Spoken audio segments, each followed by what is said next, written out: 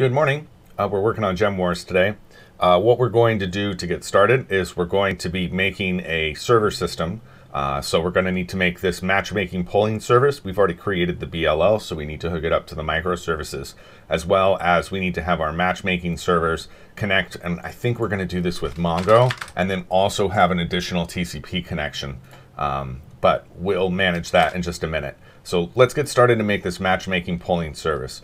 The flow goes that users connect to this pool of matchmaking servers, which dumps them as a eligible user to join a game into Mongo.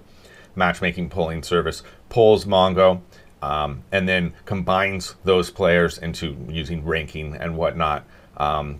Games, which gets transmit over TCP to the game servers where the game is created. Then those credentials are passed back to the players, who are then connected to the game client. And that's sort of the model that we're going with. So when I pass these credentials back from this game server all the way back to these players, I'm probably going to go through this polling service and then send that out to the matchmaking service.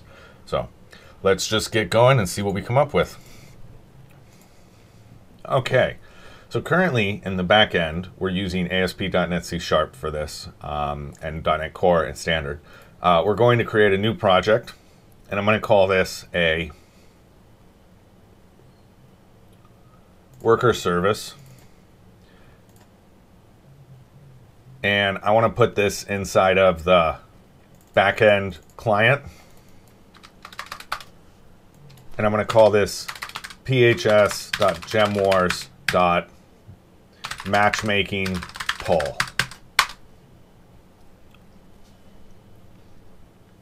and we want this as 3.1 worker service with Docker support. Okay, before we go any further on this, oh, that's weird. That's because I just updated Unity. Before we go any further on this, we want to go to my git ignore.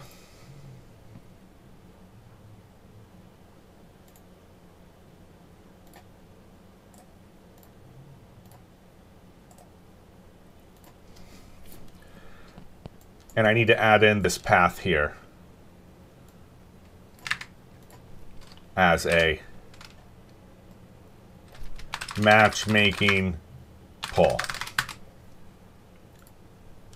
Okay, so now when I look at my worker, we're going to call this a matchmaking worker, and I'm going to first create an instance of this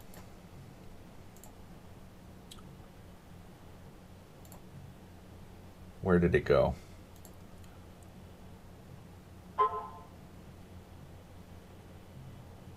Where are my server instances? Am I in the right branch? No, we want 36. And we can get rid of this and jump over to 36. There we go. And that looks better. We need these services down here. So we're first going to create this server matchmaking poll BLL. So we're going to do this over in the program section. And I'm going to add them right here. And I'm going to say services.add singleton. And we want to be a server matchmaking poll BLL.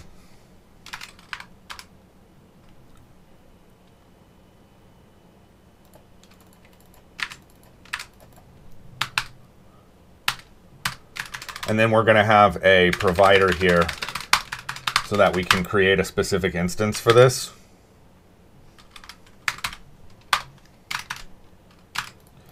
And it looks like I need to do a couple of things. I don't inject a TCP server, but I do have a couple of these other functions that I'm injecting here.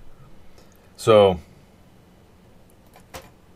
if I look at this again here for my create request, it doesn't have anything on it except for ID, the server type, the URI, the port, and the IP address.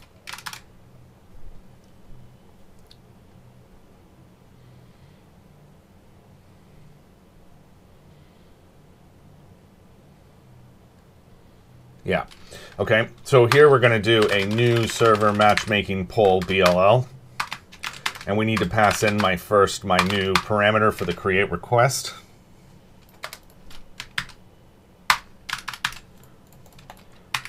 And then I want to have my IP address. We'll get that in just a second. My server port, we'll get that in just a second. My server type equals a matchmaking poll. Server URI, we'll get that in just a second. And then we want to have the ID, which is a GUID.NewGUID.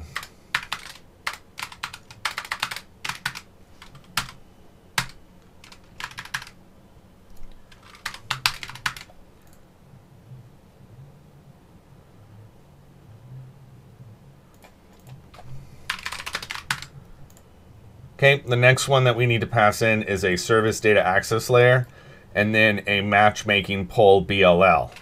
So we don't need these globals in here.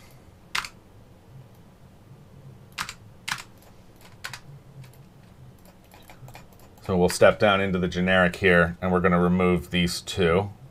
Oh, you do need them because of the dispose where you're deleting the server.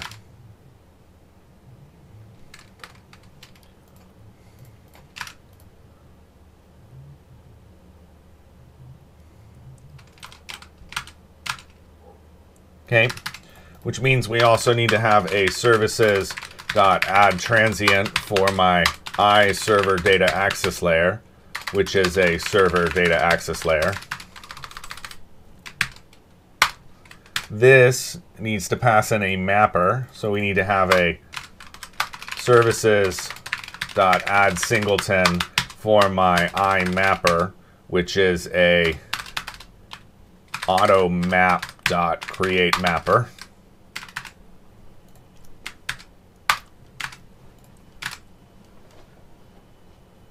So now we've got my server. We need my create request, which we are creating here, so we don't need to inject it. My server data access layer is a services.get service.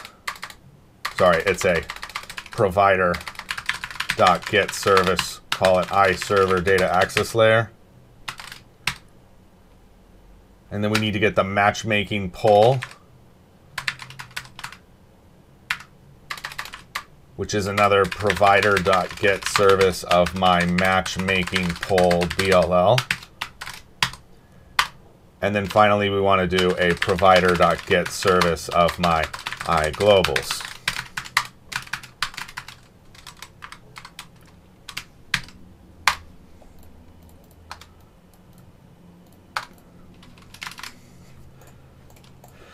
So we need to have here a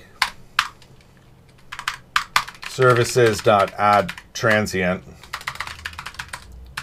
for my iGlobals, which goes to globals.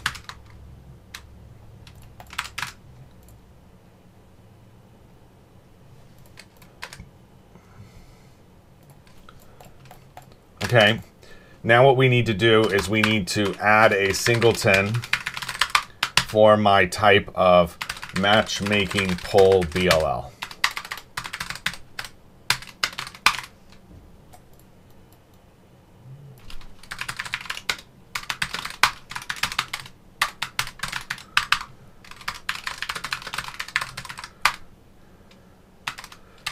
And that's going to pass in here a MongoDB, a provider.get service of my iGlobals, and then a polling interval.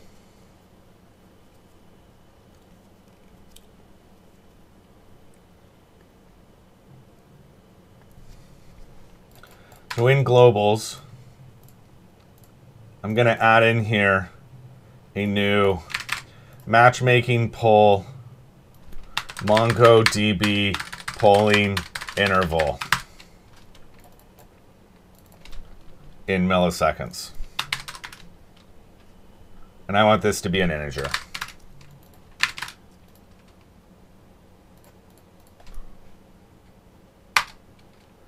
And that's going to be a provider.get service iGlobals matchmaking poll.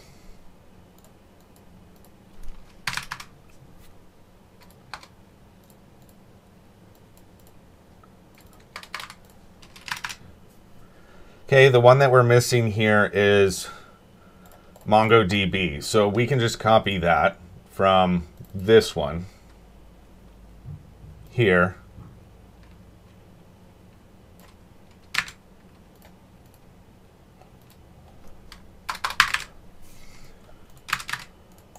So this is our Mongo client.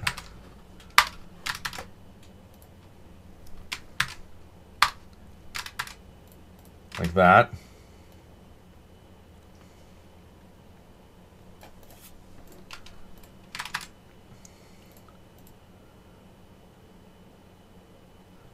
And now you want to do a provider.get service of a iMongoDB service. And when I look at this constructor, it's injecting MongoDB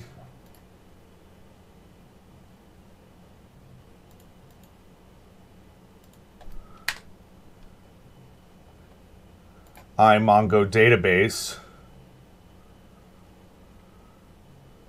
right there, and it's returning it as a singleton. So we're good. So now we've got Mongo created. We've got our matchmaking pull. So we still need to have these properties. So I want to have a server port.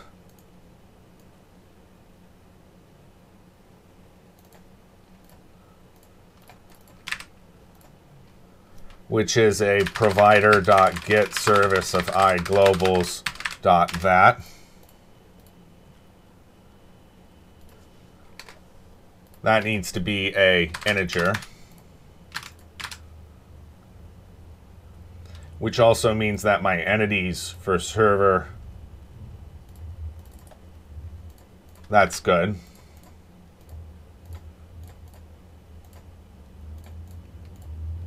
My URI is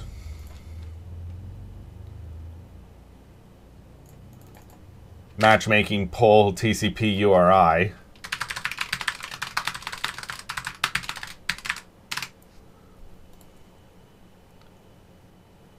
And now we need the IP address. So what I want to do is I want to say C# worker service get IP address.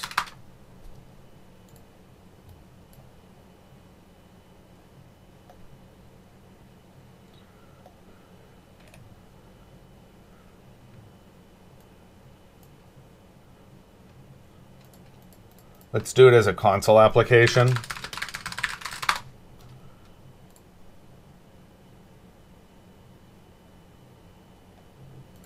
And here we go.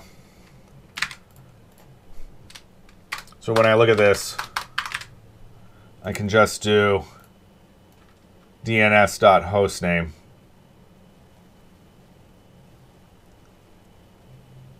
Which is going to return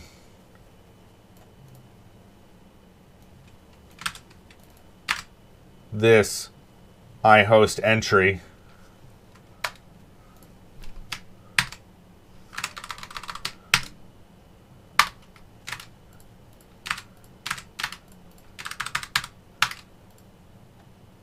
And then this is a list of IP addresses.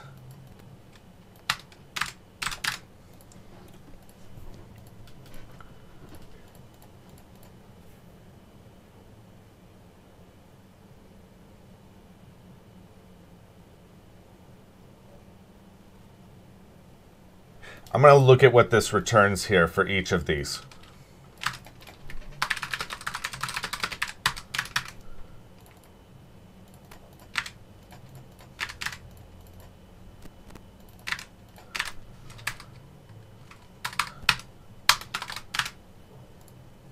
Like that, okay?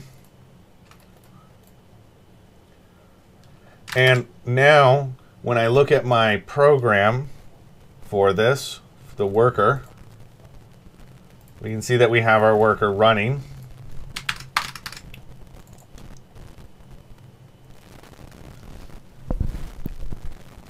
And we want to break here to make sure that we get our IP address correctly. And if I look at my matchmaking poll,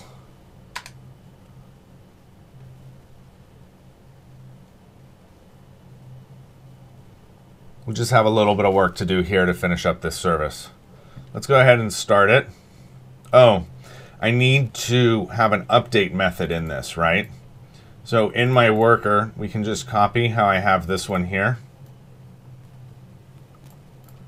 So we're going to have this global update interval.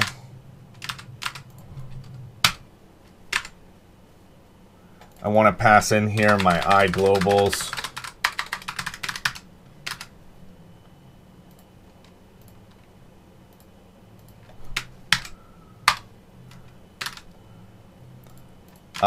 I want to have this update interval as well as this timer.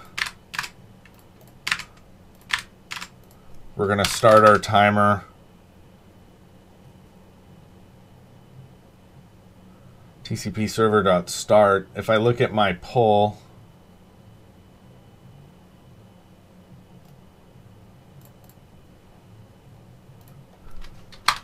TCP server.start asynchronous. So we want to have a protected virtual asynchronous task called start asynchronous.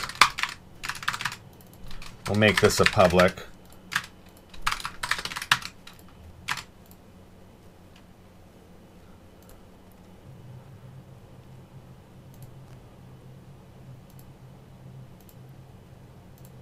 So here I can do a await, and we want to inject this poll, server matchmaking poll DLL.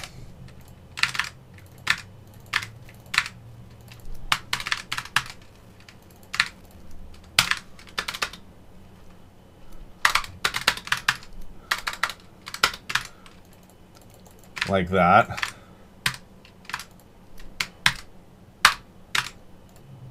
Now I want to await my server dot, and I should have a start asynchronous.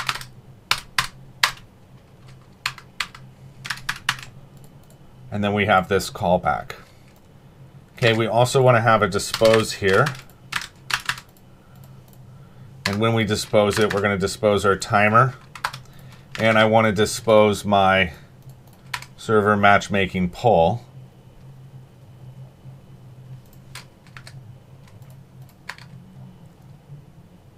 Perfect.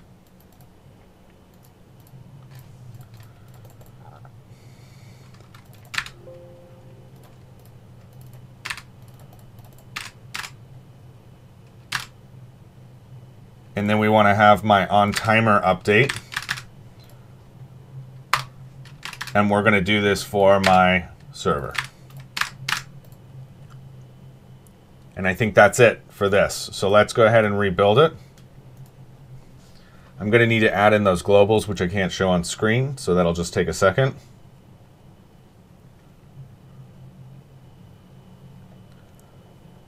Yeah, that's it. So let's go ahead and add that.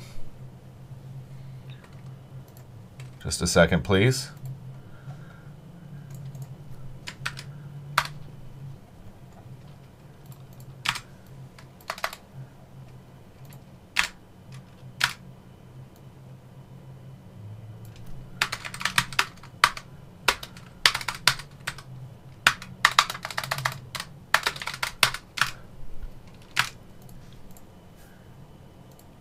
Okay, that's done. So now, when I rebuild this,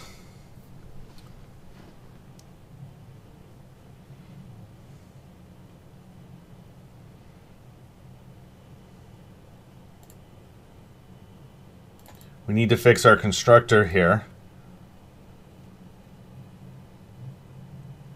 which doesn't have these two things in it anymore.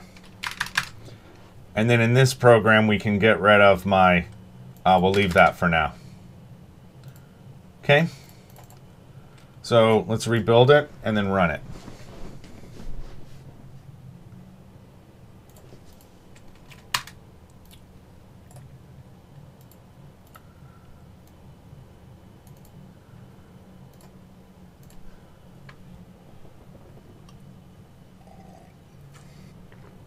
Okay, we're going to get our host name.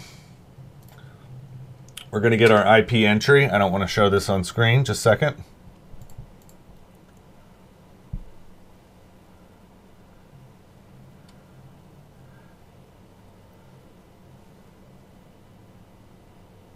Well, I mean, it is there.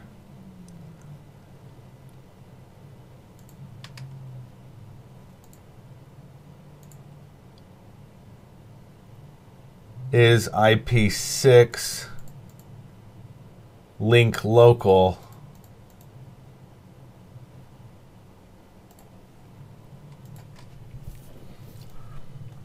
So what I want to do here is I want to say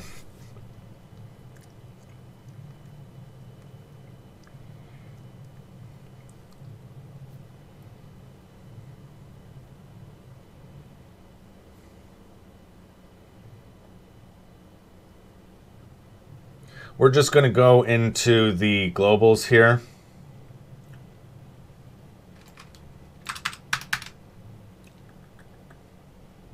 Come on, where are you? Here. And I want to change this so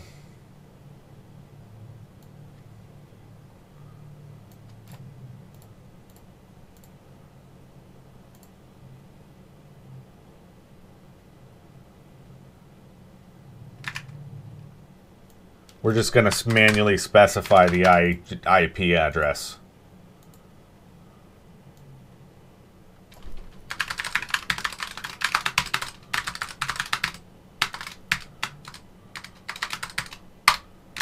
Like that, okay? So if I open up SQL Server Management Studio,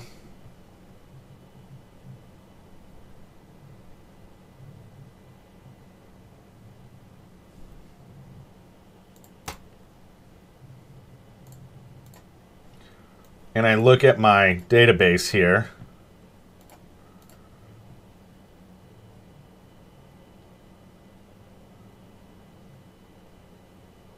here, servers, it didn't create one. So in my matchmaking poll,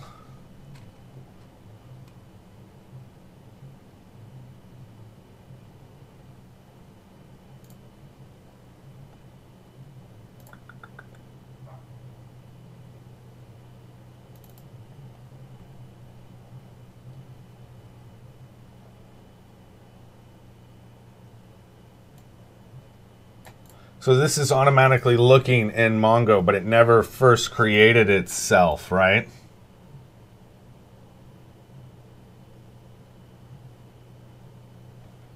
So in my server, this is where we want to do it. Yeah, it should do it right here. So let's see what's going on here. We'll run it again.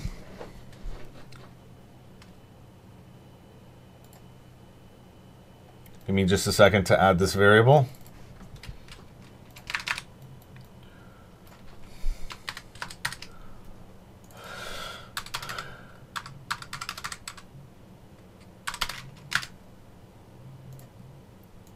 And we'll try it again.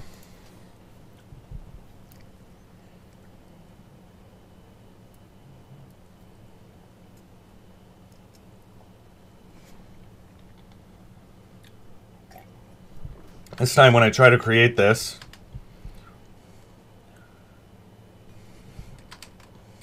we add it, we map it back, but what I never do is, oh wait, there it is, that's my save changes.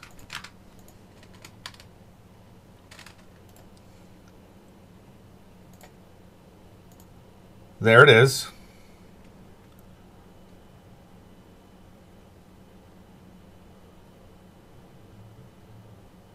Never created the URI.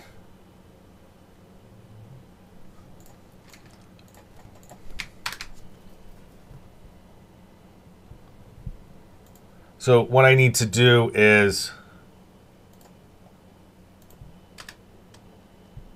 okay, that's good. Matchmaking poll is now open and the TCP server is running. We should see this thing tick, and then when it disposes, it gets rid of it. Now, what I don't like about the way this is disposing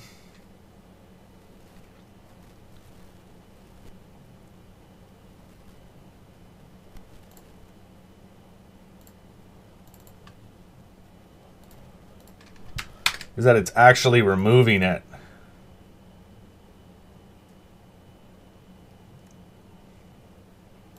So we're going to do a server.active equals false.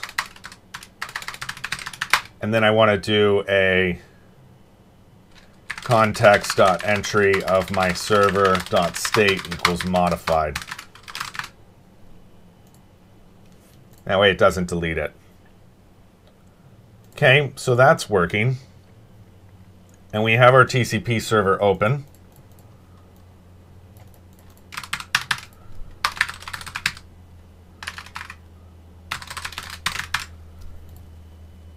Okay. So the next thing that I need to do is when I look in my matchmaking poll, we do these update events where every so often it's going to search the database for my matchmaking table and pull out this matchmaking player array. Right now we're randomizing it. So I'm going to add in here a new interface called ranking.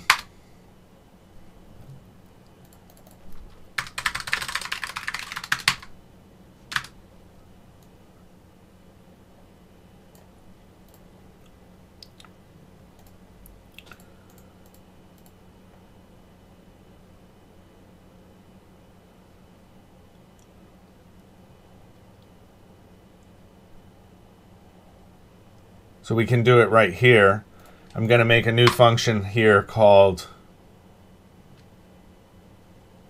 void.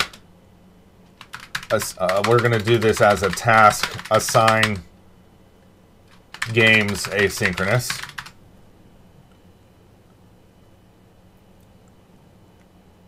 And I want to pass in here a matchmaking player VM array called matchmaking players.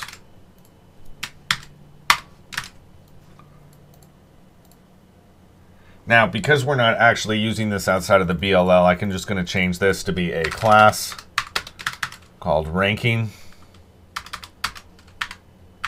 We'll call it ranking BLL.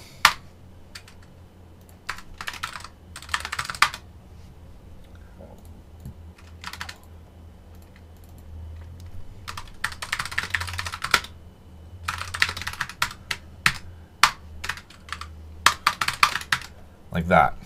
Okay. And so all I want to do here is I want to pass in a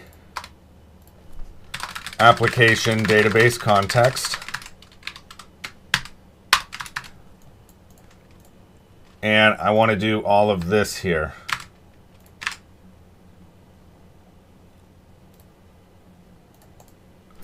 So we'll make this idisposable.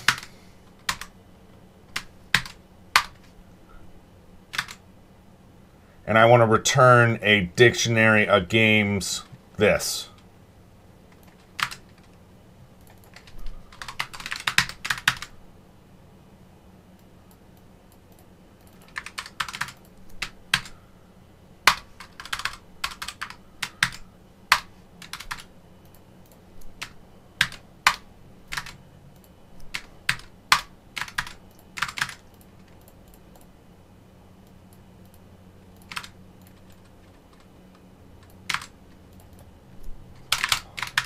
Okay.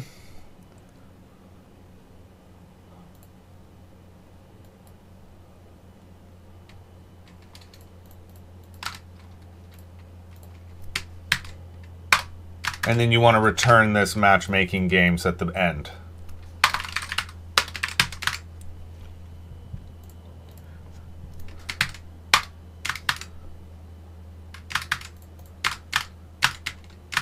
So we marked this as disposable so that I can destroy it. But it doesn't really matter too much, so I can just do this as a base BLL. And then over here, I want to say matchmaking games equals, and we're going to inject it as a ranking BLL called ranking. and a protected read-only ranking DLL called ranking.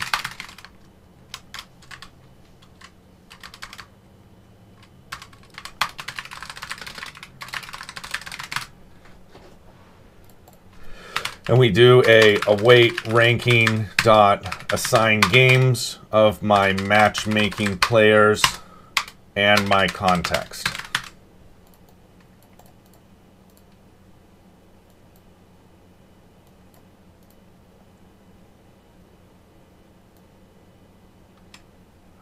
Okay.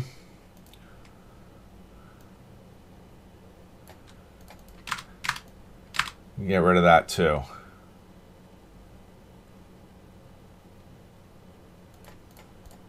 I'm going to do this all in one line.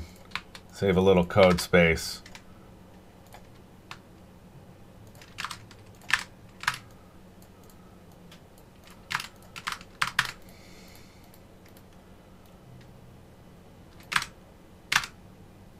Okay, that's it. So this is going to pull the players from the matchmaking server, and now we need to have an event. So we're going to create a new event called a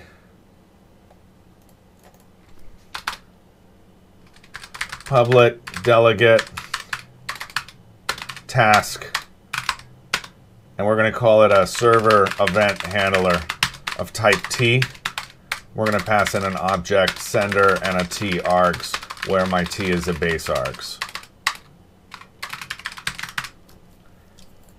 And we want this to be asynchronous. And so now I'm going to make a new class in here. And this is going to be called matchmaking poll event args. And this is base args here.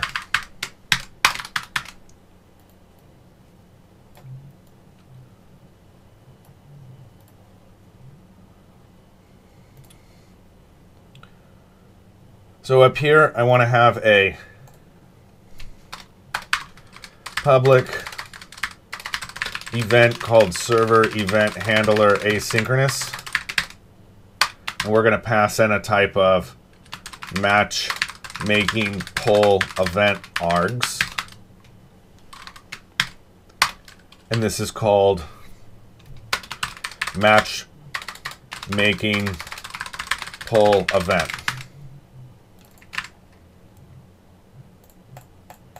So here,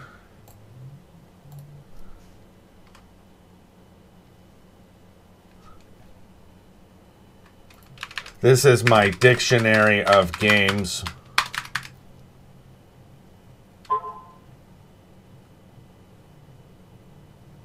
This is key value pair game.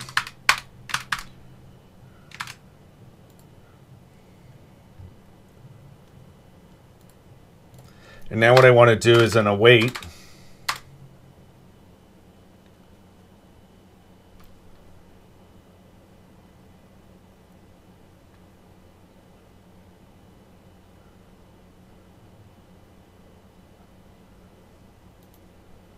So what I want to do here is an await, and we're going to do a matchmaking poll event.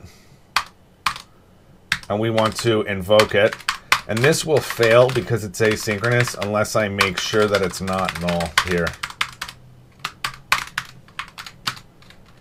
And I want this to pass in a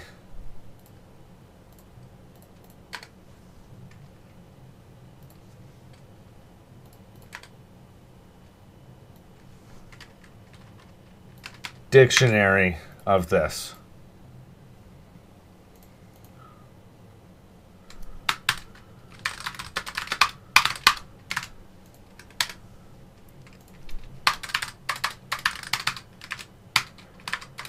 Games, match-made games, match-made games.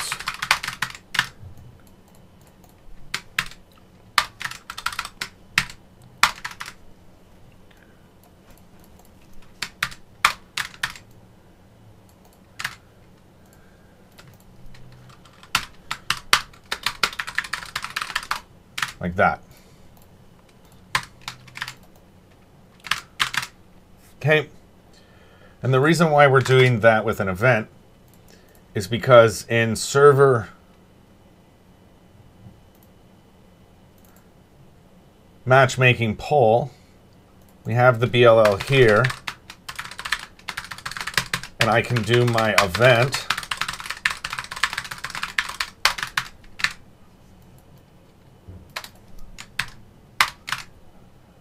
And then I can get rid of it here.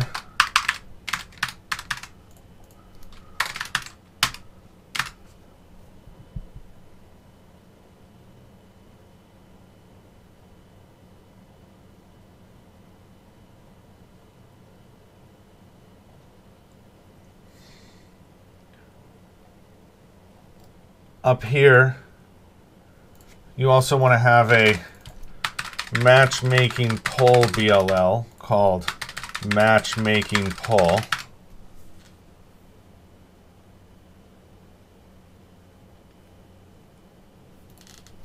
Which has a matchmaking poll BLL called matchmaking poll. There's a reason to add this.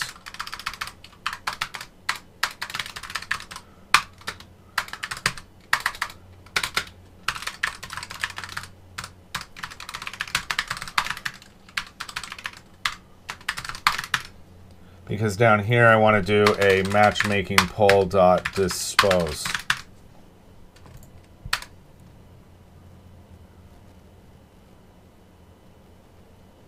Which is all we should need.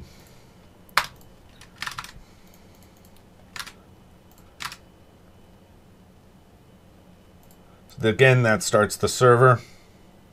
And now we need to have our event in the poll BLL.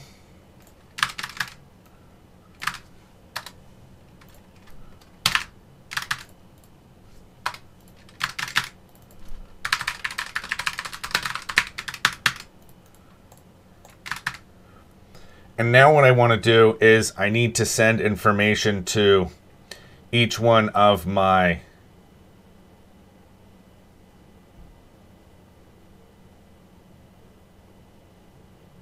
So the first thing that I want to do is when I look at my server data access layer, I have get server here.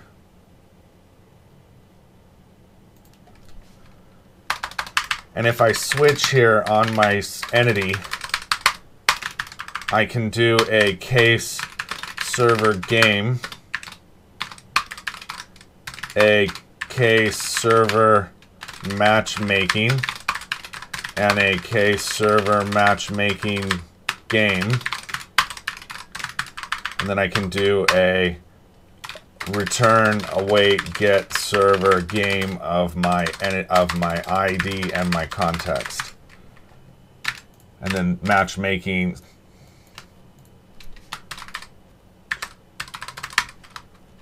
get server matchmaking, and then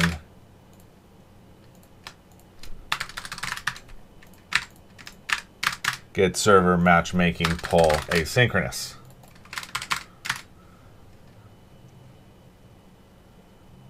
So that's going by the GUID. So when I look at my user service,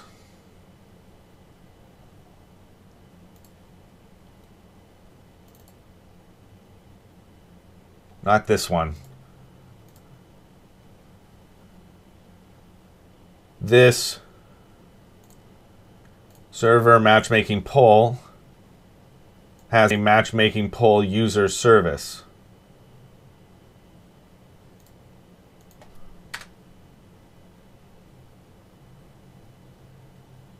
Here. And we're just getting this by the GUID. So when I create this in my server generic,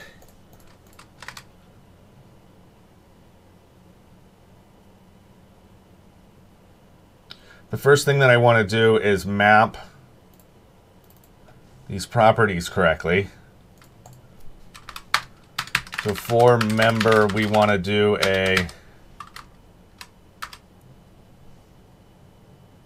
I don't think this one's different, but we're just going to check. So we have server port. we have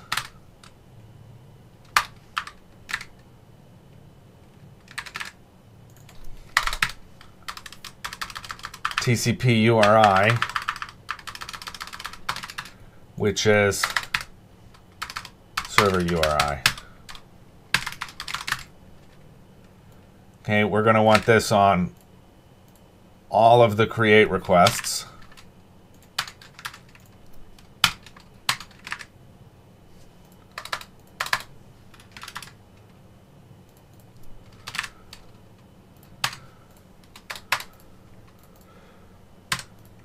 And if I look at this one,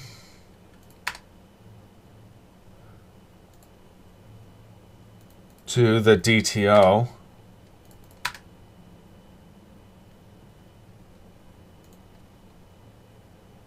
I think that those are the same. Let me just confirm it.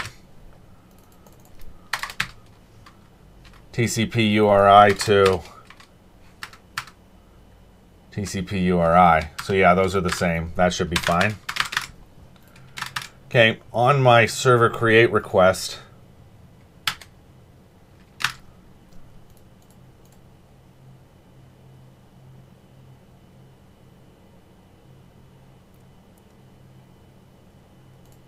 I also want to have a GUID here for my token. And then on my server data access layer, when I create this, I want to have a GUID for my token.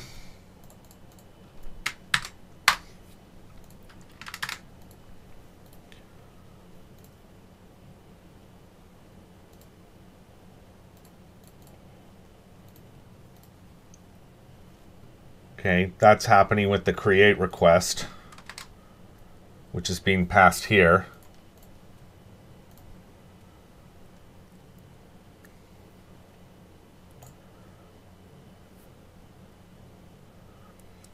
So when my server's created here,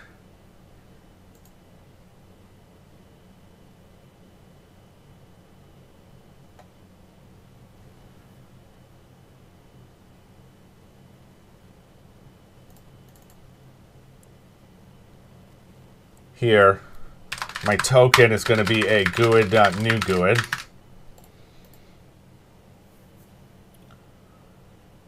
This thing wants to have a provider.getService called ranking, BLL. And we're going to add a services.addTransient called ranking BLL.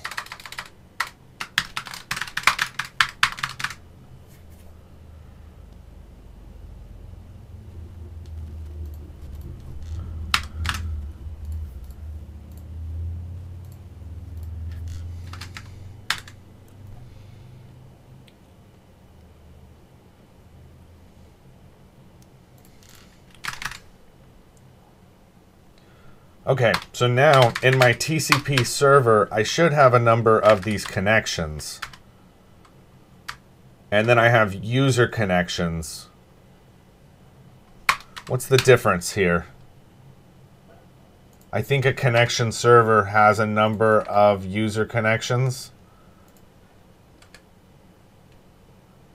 We want user connections. So for each var user connection, in user connections,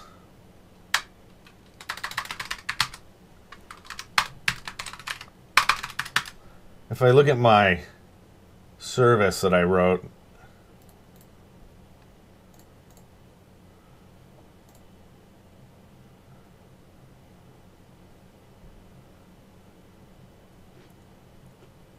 I'm only passing in the token here.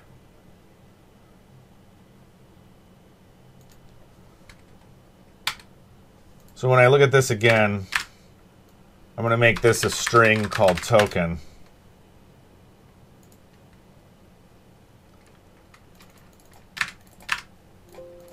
Like that.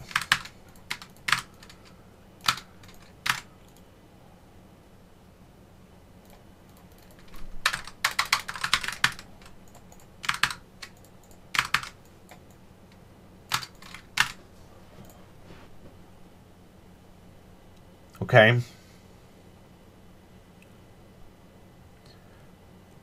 So now I have a user ID, right?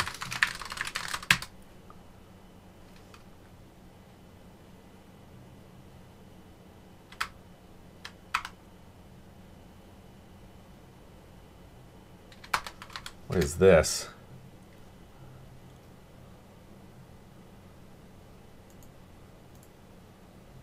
So this is the ID of my user here.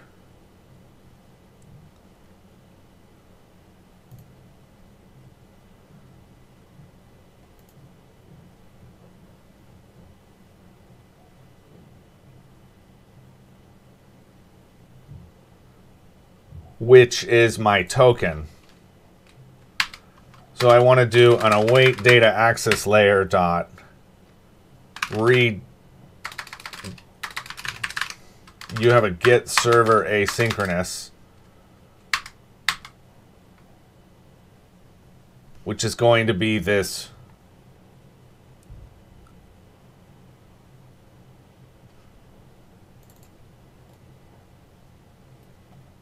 server.id.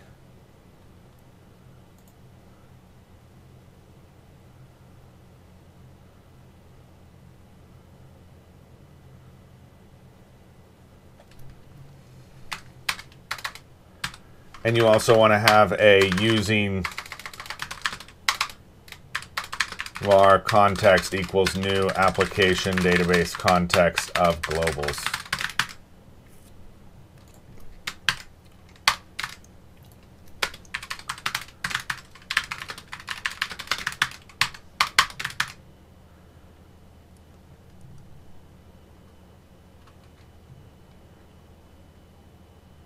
And now what I want to do is switch on my server.server type. And so for my game servers,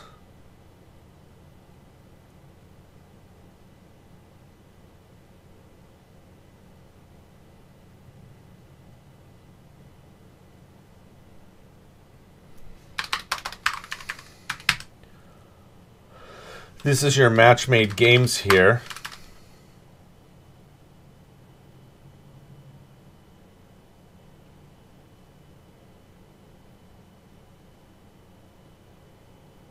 And what I want to do is I want to send my TCP server dot send to user asynchronous.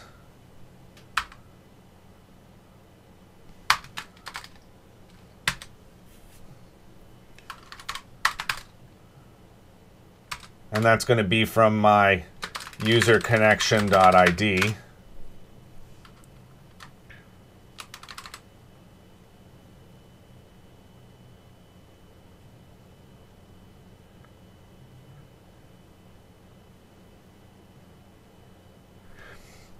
And what I want to send it is a packet.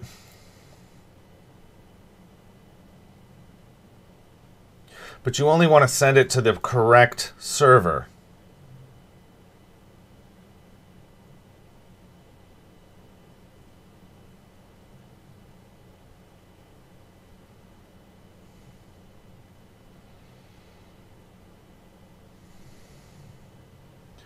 So what I'm going to do here instead is I'm going to do a var servers queued equals a new queue, and it's going to be of a TCP server dot user connections.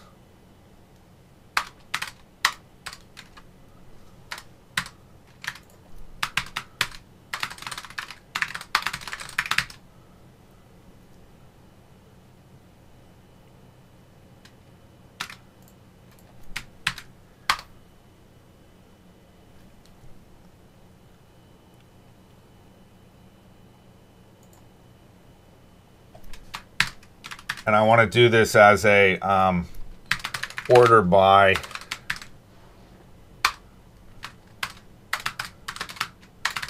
GUID.newGUID to array. Okay.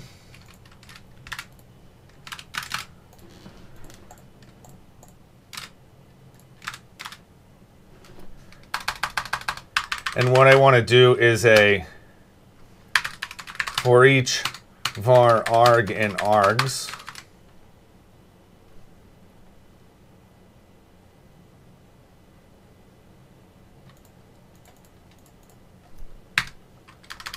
Dot match made games.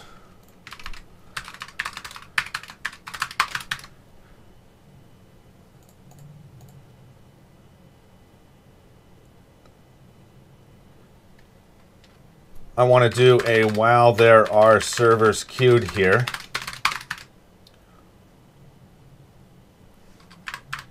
You want to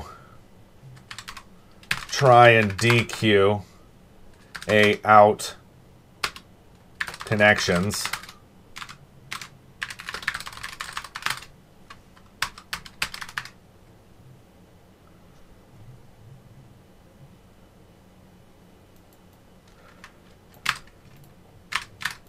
We're going to call this a user connection.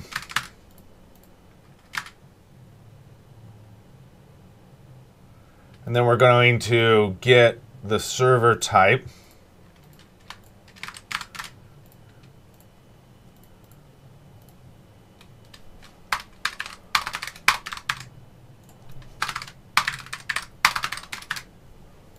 So now we're going to get the server.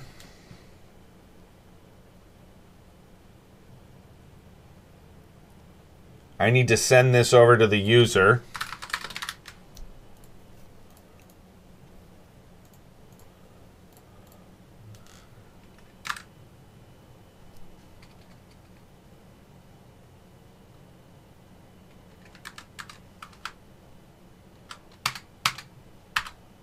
And then I want to break out of this.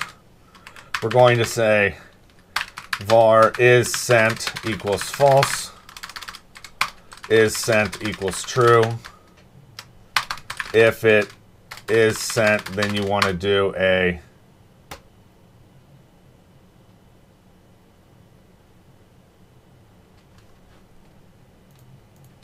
doesn't matter if it was sent or not. And when this is done, you want to do a servers queue.enqueue user connection.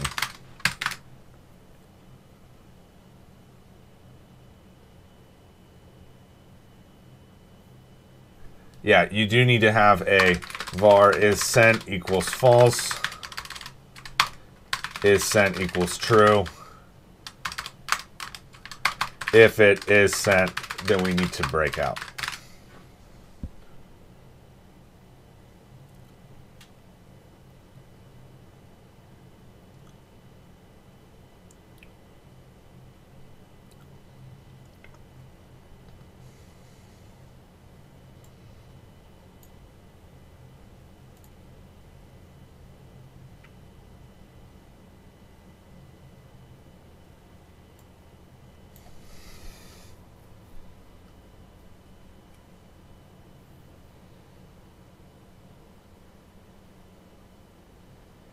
I'm going to make a change here. And I want to make a game multiplayer and a game single player.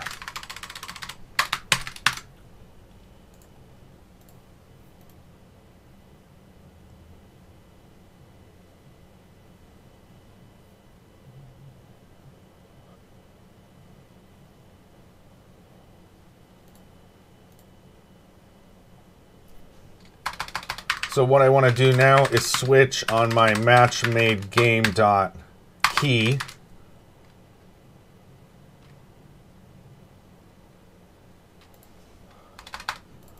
So this is a game single player, and then we're also going to have a game multiplayer.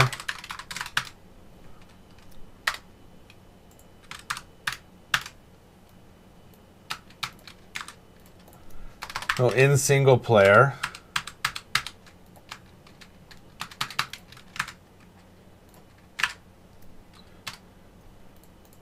if it is free player practice, then we want to send this to the user.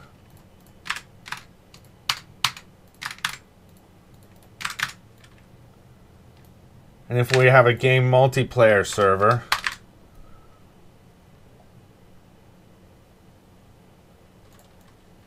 I'm only going to do this for battle.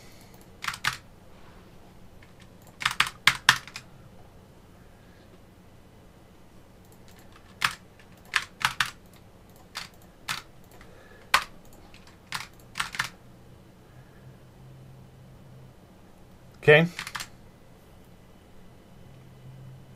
Now what we need is a request to send this. So in TCP, I'm going to make a new class here.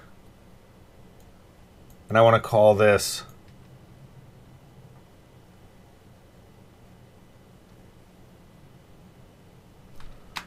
packet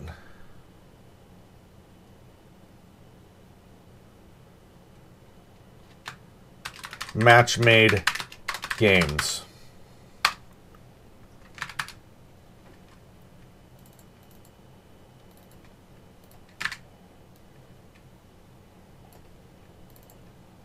Like this. We'll make it a public of a type of packet. And this is a packet match made games. And the only thing I want to pass across here are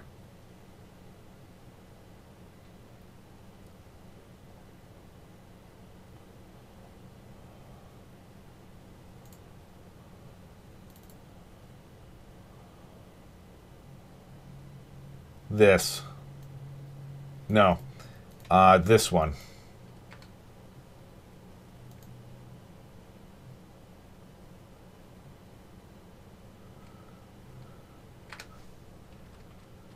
This one here.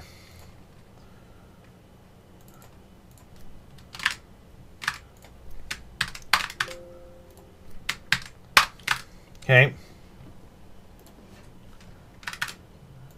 And so when you do this, you're going to send a new packet match made games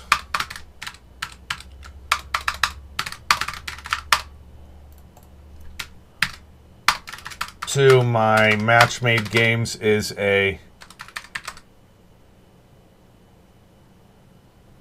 it should only be one, right? Because you're sending them round robin to each server.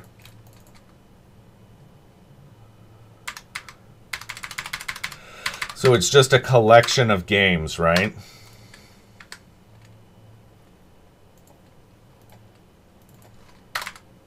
So we'll do that.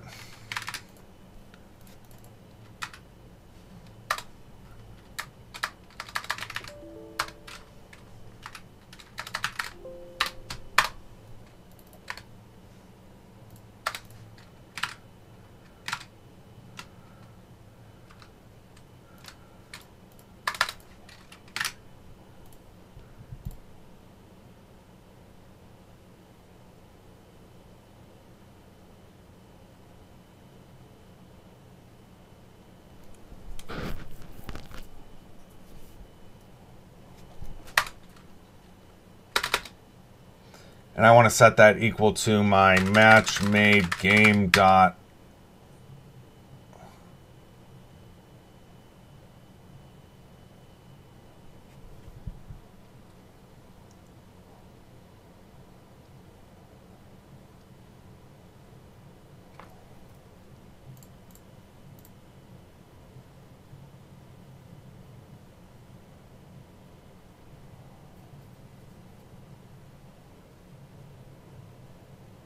and now you want to do this for each var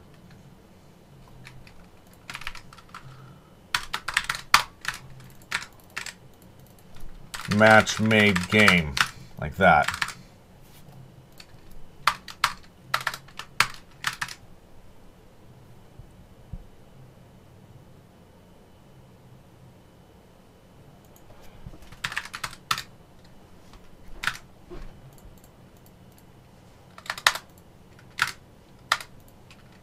Like that.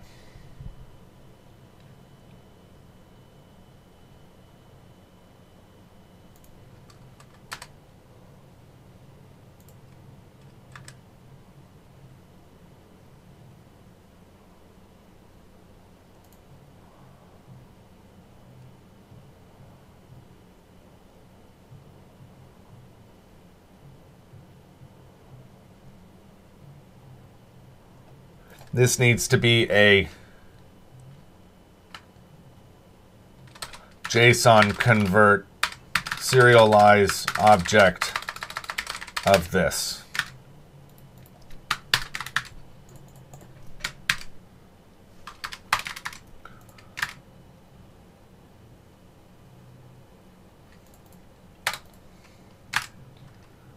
And then we're going to do the same thing here.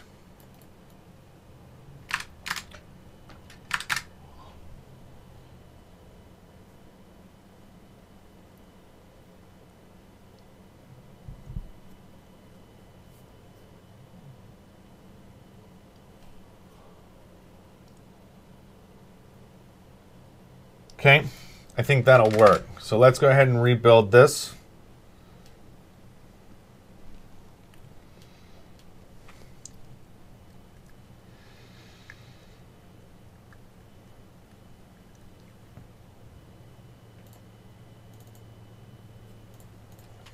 Okay, this one doesn't have that new get server string method.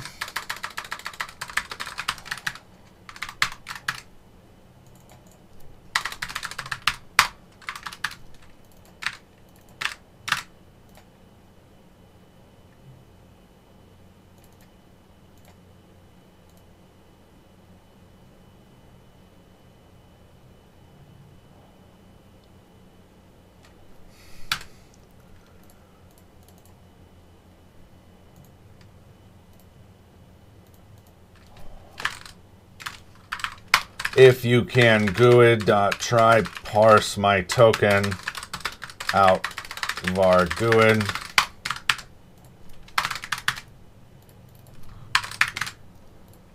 Like that.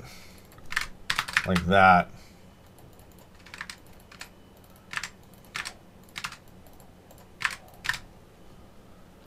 Okay, we'll rebuild it.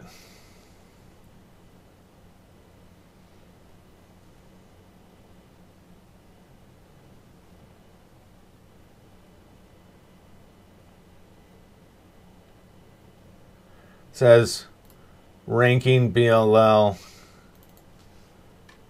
needs this to be a override, which doesn't matter, so that's fine.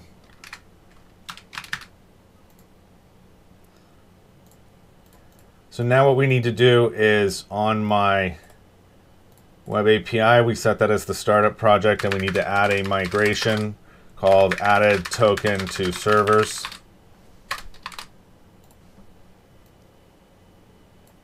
Like that.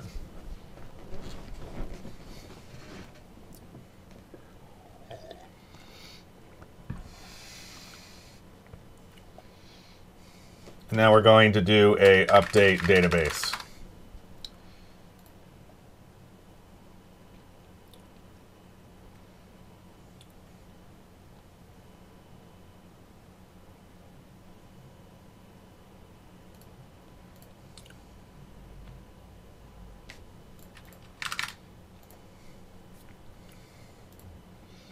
Okay, we're going to go back over here to my TCP, my matchmaking poll service, and we're going to start this one up again.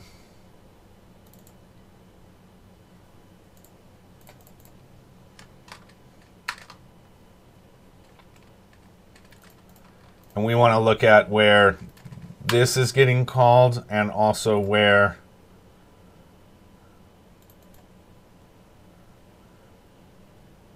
this is getting called.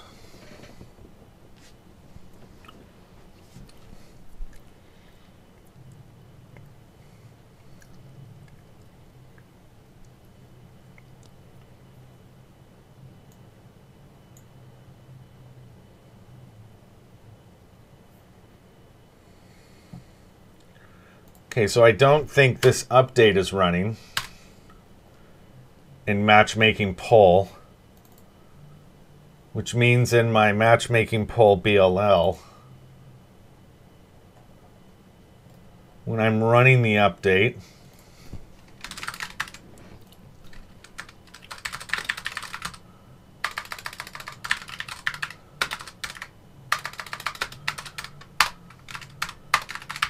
I want to do my matchmaking poll bll.update my update interval. Now it should be pulling every 5 seconds.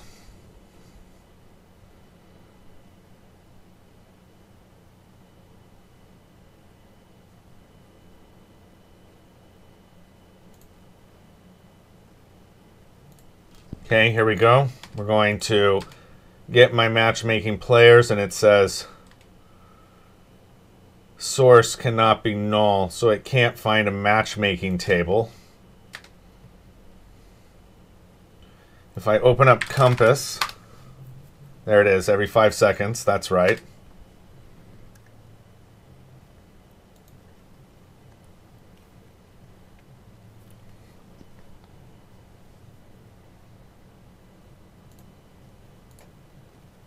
And I look at this thing. We need to create a new collection called Matchmaking.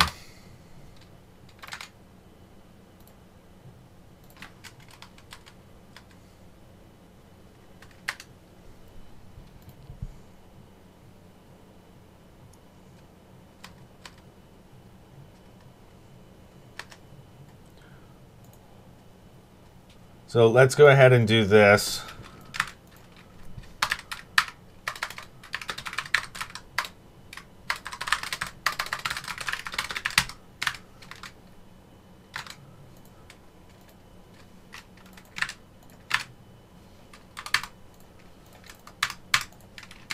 Let's try it again.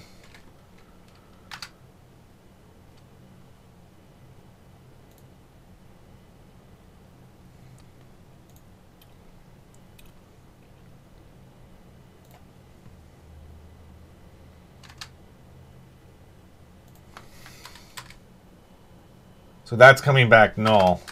If my matchmaking players does not equal to null, then you want to do all of this stuff.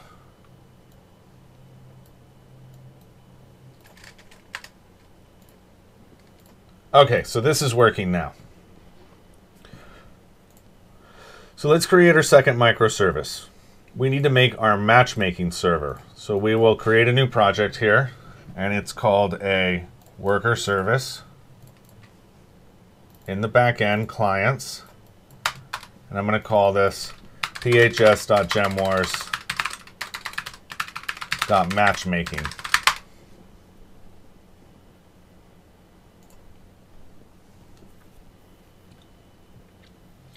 And in code, we need to add in here a new one for this, like that.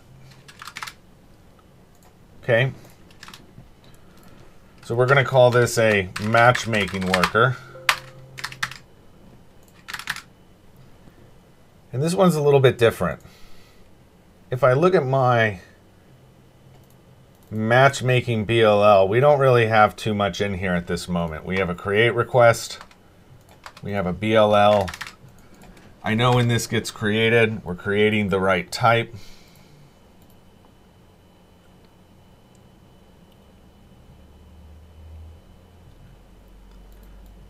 So one thing this thing's going to need is a connection to the other server. So what I'm going to do is I'm going to add a protected read-only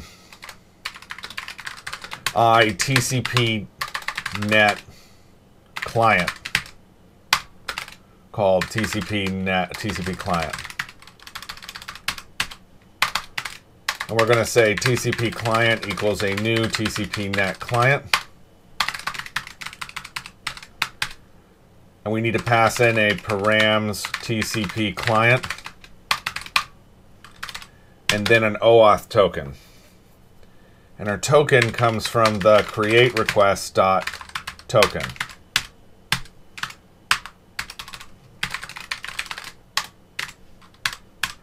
And then we're going to have a TCP client dot message event.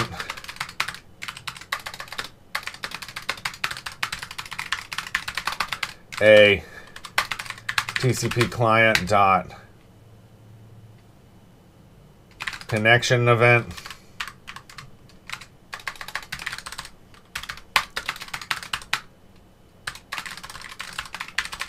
and a TCP client.error event. Then we're going to want to have a public virtual asynchronous task called start asynchronous, where we do a TCP client.start.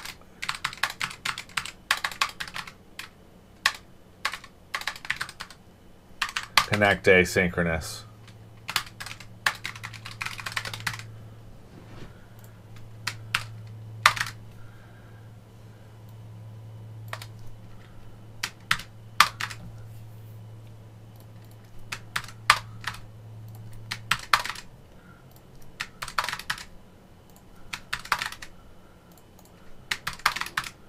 Just like before, we want to have a public override for the dispose function, and I want to unsubscribe these events.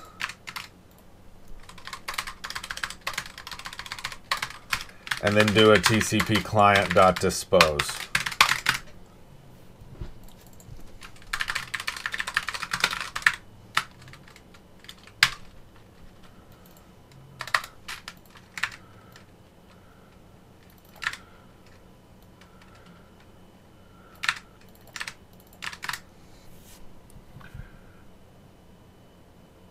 Okay.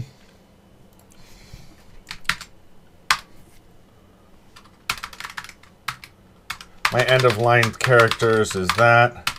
Is SSL is my globals.isSSL. Port is my globals.matchmaking poll port. And my URI is my globals.matchmaking TCP URL.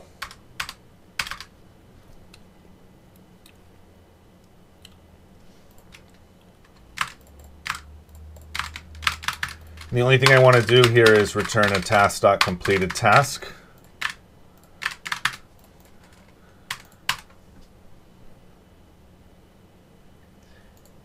And then I also want to cascade my update.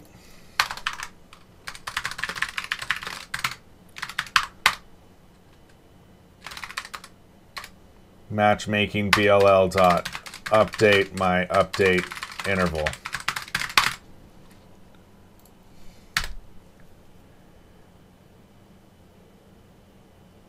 So all that this does is have a open method which is listening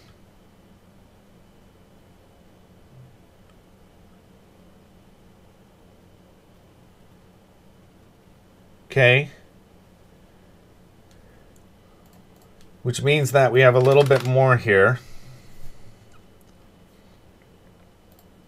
We're going to say this is for the connection to the matchmaking poll service.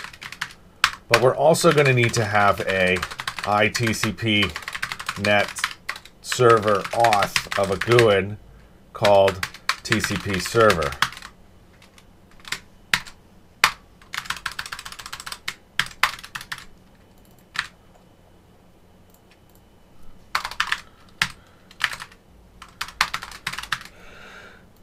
Same deal here, except now this is a client message, client connection, client error event args, and these will be server.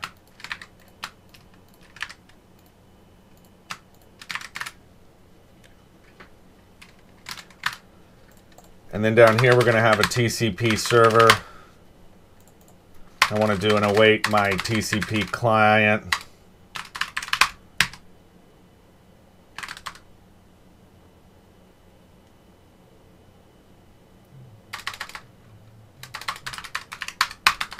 Like that. And this is going to be a new TCP net server auth of type GUID, which is going to have a new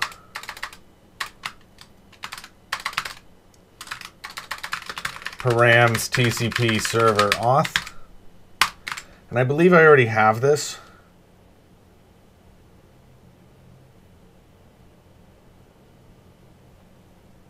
here in the TCP server program.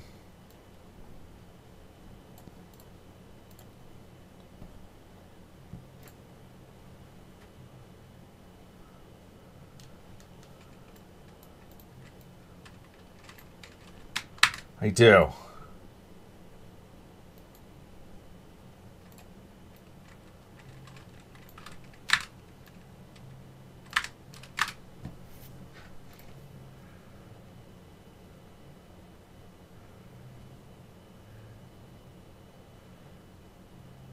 This is going to go from my globals dot port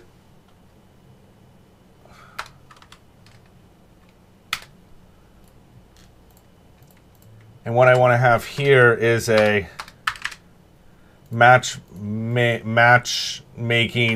TCP port, as well as an IP and an is SSL, I guess. I guess that doesn't matter.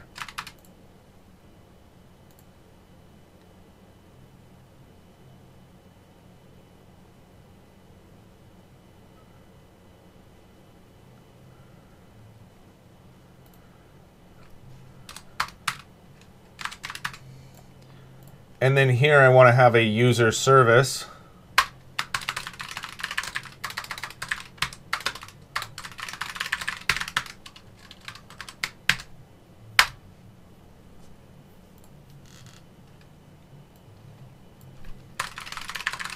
Like that.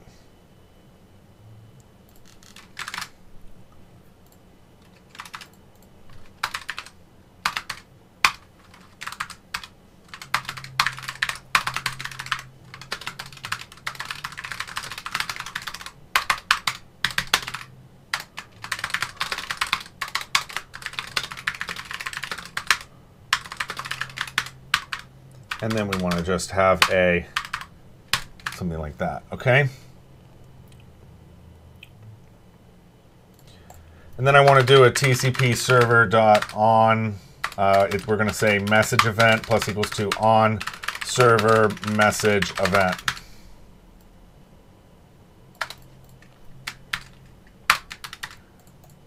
And then a TCP server dot error event plus equals to on server error event. And then finally we have a TCP server dot connection event plus equals to on server connection event.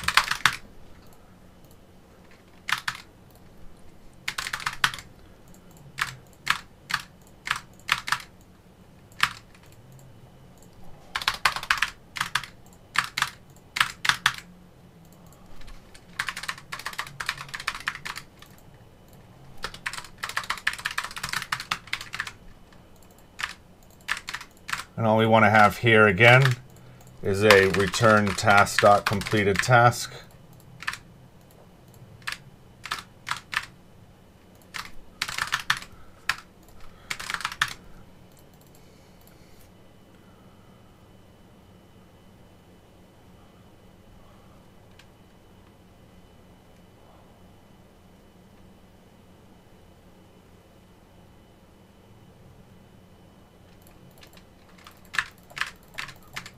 Like that, okay? User service probably requires a GUID.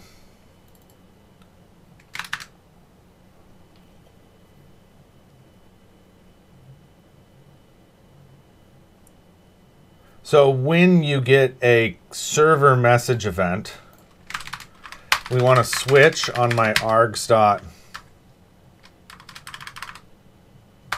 event type.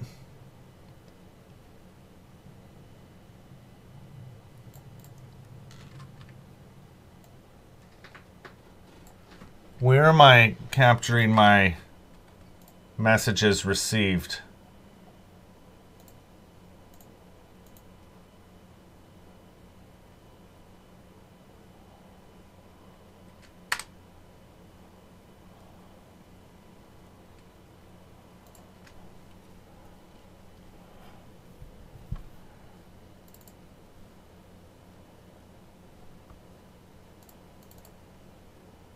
here. So we're going to add this to my server matchmaking BLL.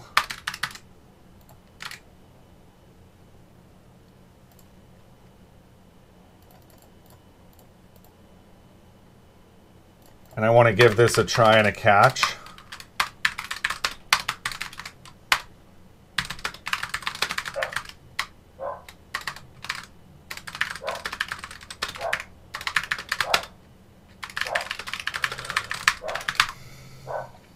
And what I want to say here is we need to deserialize this packet.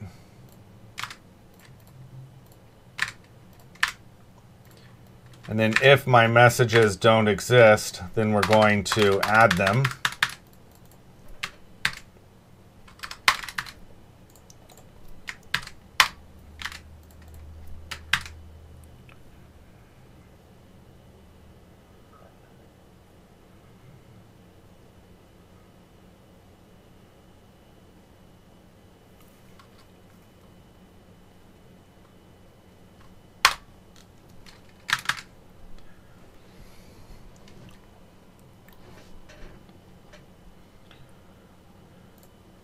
And then all I want to do is my matchmaking BLL dot on message event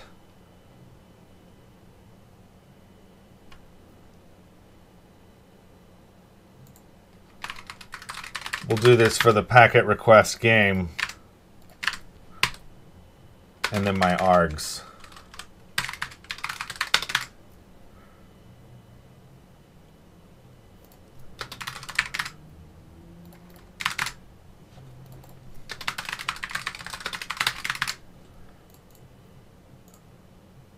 And that's it.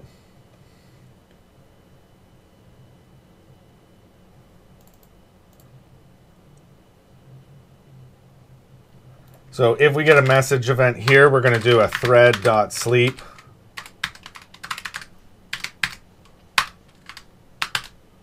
For 5 seconds.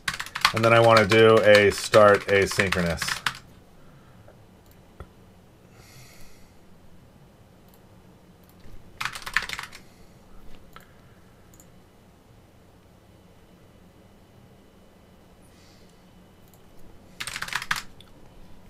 Okay.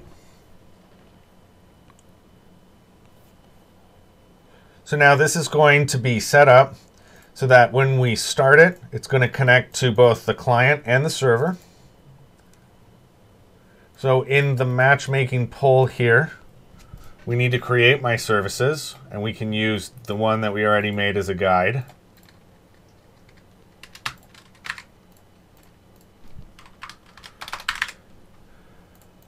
And so what I'm creating here is a matchmaking BLL.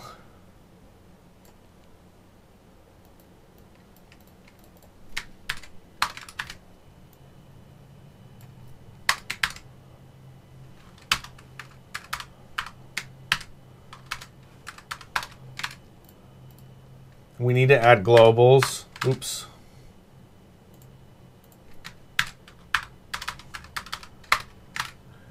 And this auto mapper.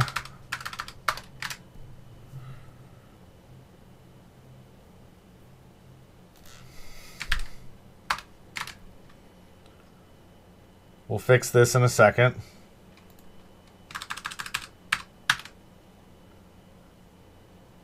This wants my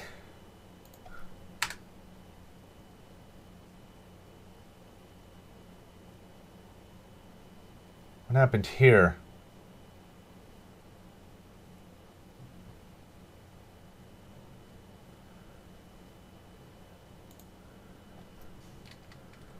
We don't want this one. We want the other one. That one. So when I look at this, it wants my create request, a server data access layer, the globals,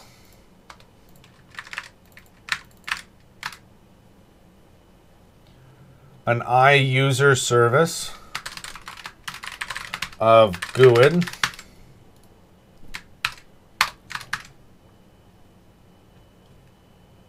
and then a matchmaking BLL. And this is our matchmaking BLL. And this wants to have a MongoDB service.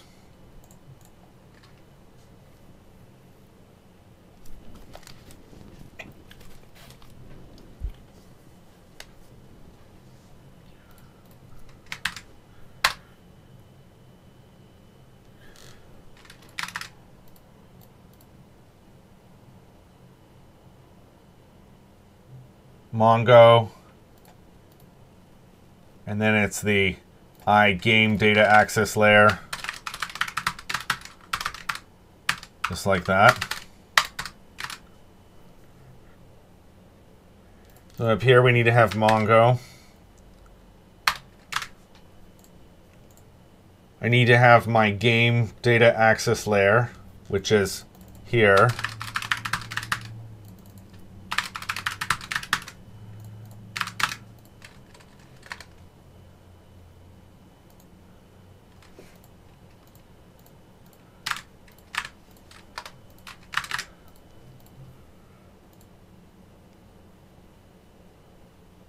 I wonder what I'm using Mongo for in this.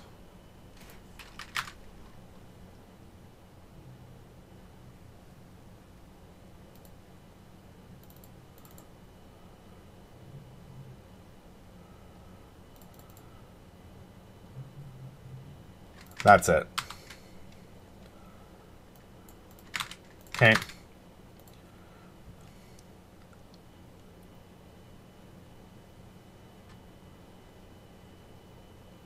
So now we need to have this user service still. And it's an iUser service of a GUID. And I want to use my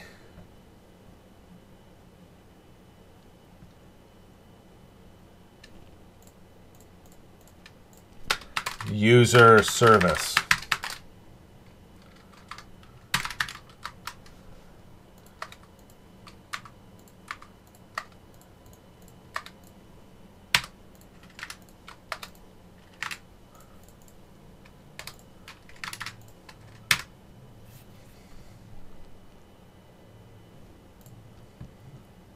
Which is this one.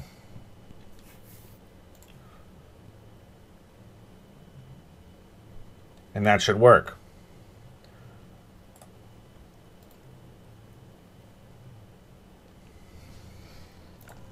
And so now what I want to do is on my program, on my worker, I want to inject here my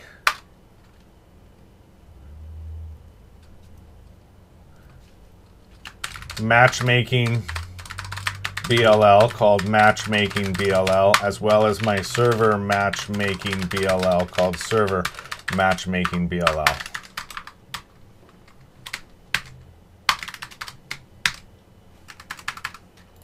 And then here I want to have a public override for my dispose. And I want to say that we have a private read-only matchmaking BLL called matchmaking BLL. We have a private read-only server matchmaking BLL called server matchmaking BLL.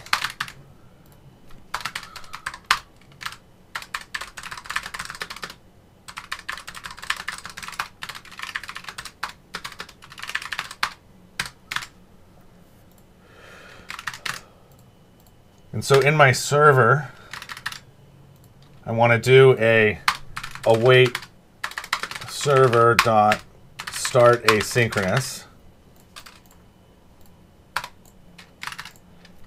And when I dispose, I want to do a matchmaking BLL dot dispose as well as a server matchmaking dot dispose.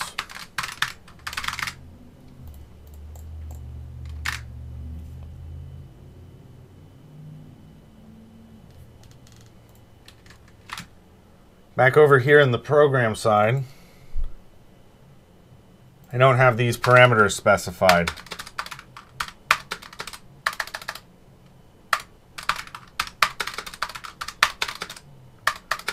This server type is a matchmaking.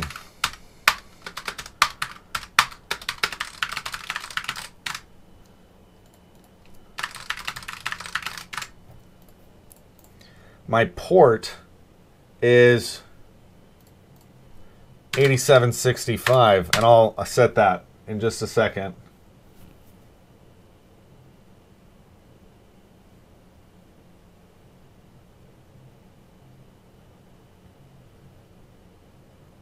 And then here I'm going to do a provider dot get service of iglobals, and I want to get my IP address.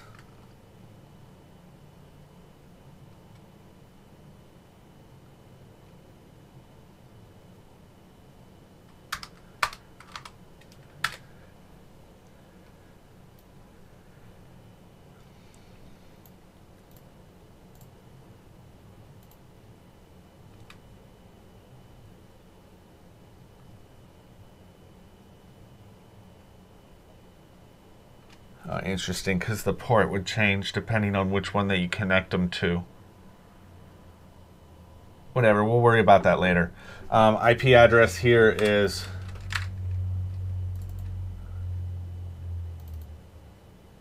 that one. The server port is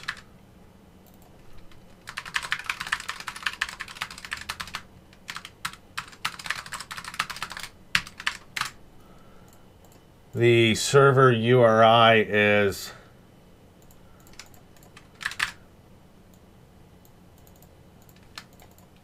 we'll say this one.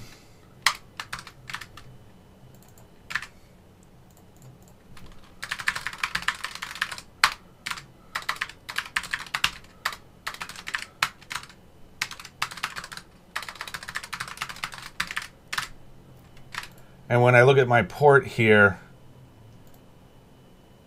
this needs to be a integer.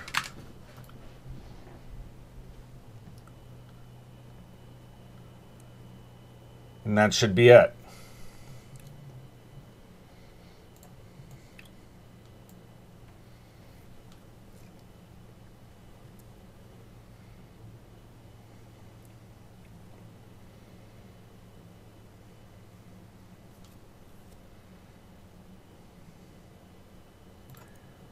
Okay, I gotta fix the globals just a second.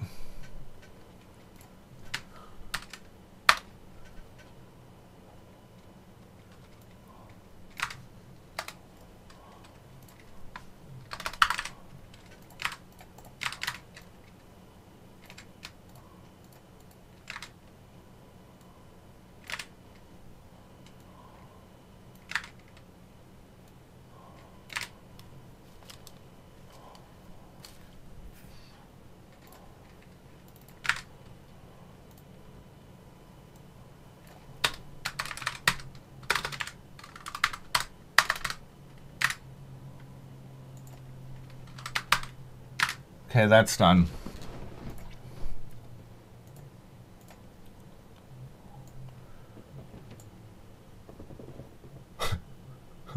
How's it going at Fallen Home? It says my network hasn't been so great. How are you doing this morning? Welcome. Okay, good. Everything built now. So this time, I'm going to set these up so the poll starts first, and then we're going to change that so that's not the case. And I'm going to turn off everything else except for the poll and matchmaking, and we'll start those two up. When I start them, what I want to see is on my server poll BLL here, I want to see connections and messages.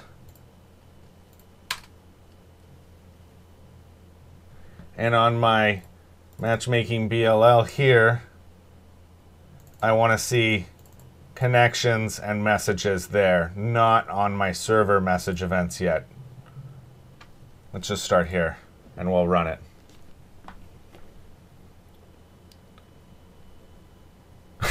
You were buffering like mad. I guess I shouldn't run everything through 3 pies. Yeah, it looks like it was on your side because my little signal thingy here on Twitch says that my bitrate was all right for a change.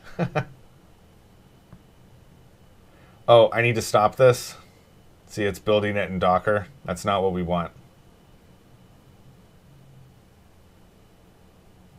Yeah.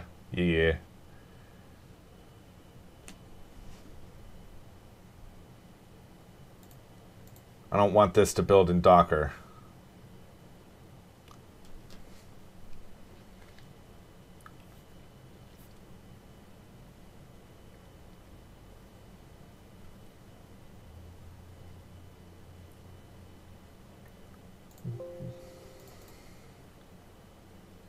Cool. Let's go ahead and set this one as my startup project and then change this so it's not using Docker.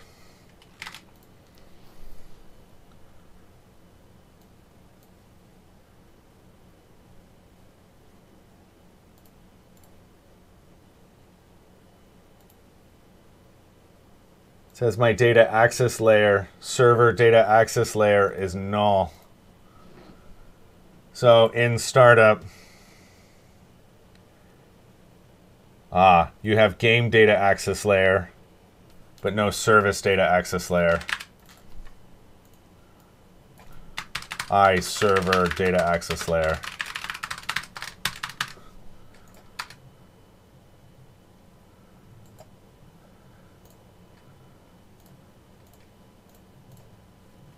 Right here.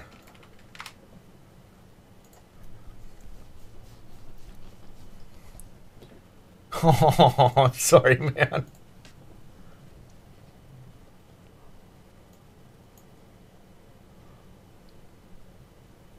Okay, we're going to allow it through. And we can see that it started up okay. So now what we're going to do is we're going to start up both projects.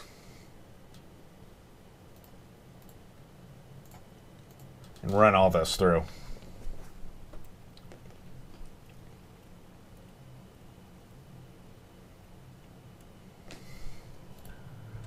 Okay, my connection event here is a connected.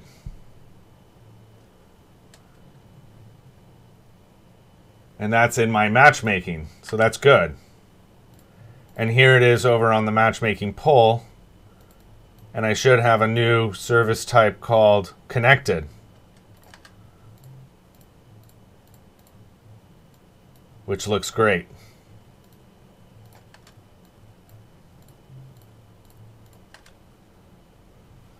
So all that's working. These two are connected, which is what we wanted.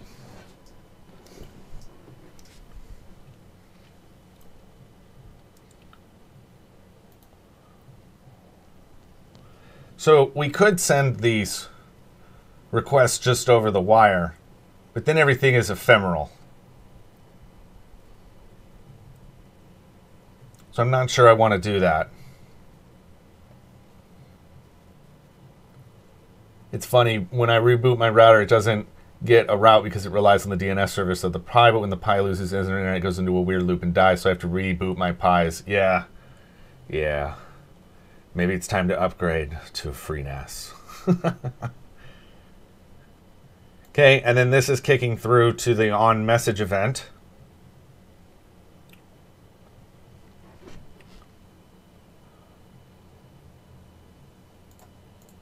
So if I were to run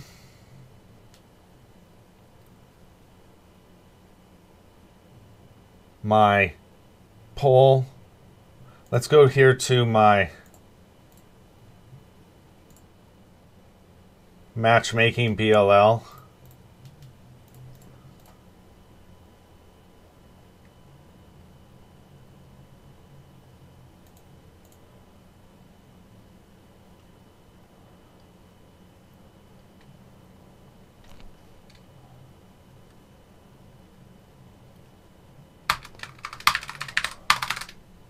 We're going to do something like this. And then I'm going to have another try here. And there's a reason for this. Because if it doesn't connect here, I want it to do a await start async, and then do a return. But we also want to do a thread.sleep for like 5 seconds.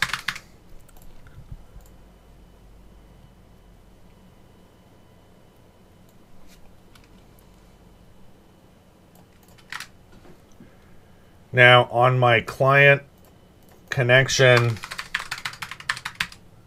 event type of disconnected, I want to do a thread.sleep for 5,000 seconds and then do a start asynchronous. Now, I actually only want to start this with a if my TCP server.is server running is false, then I want to start it.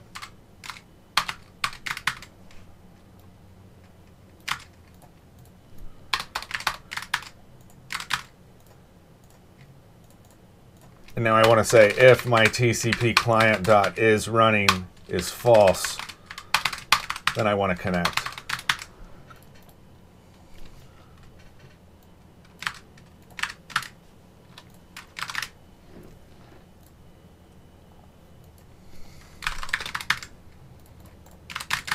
And the same thing here,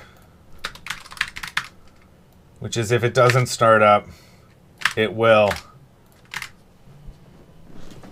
after 5 seconds. So if I was just to run this,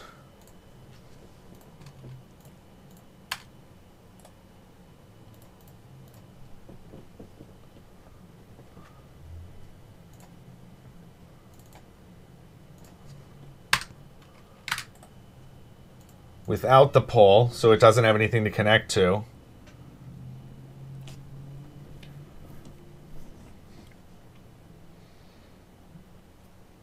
now it should fail.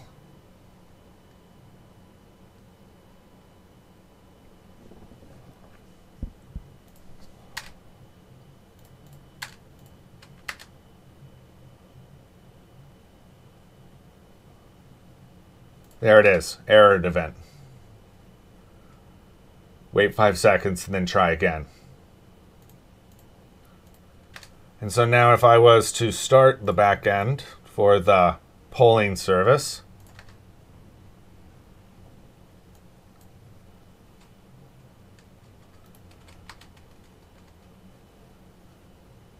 now it's connected. And if I end the polling service,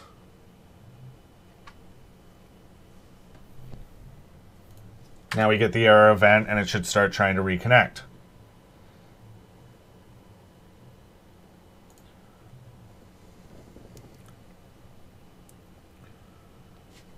Now in my matchmaking, I'm currently pulling this from the globals. But I don't want to. I want to pull this from the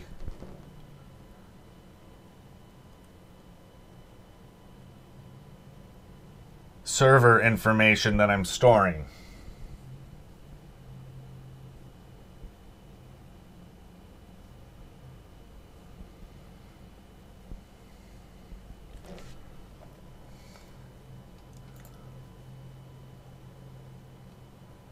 So what I want to do is a data access layer dot get servers matchmaking poll. And we want to do a using context equals new application database context of my globals. And we want to get the result of that.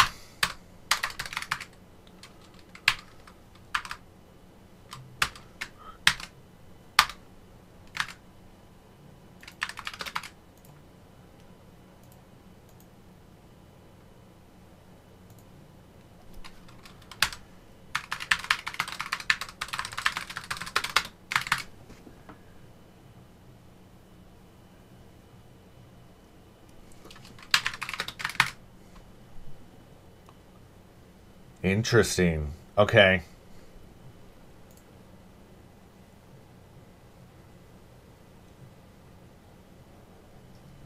And what I want to do is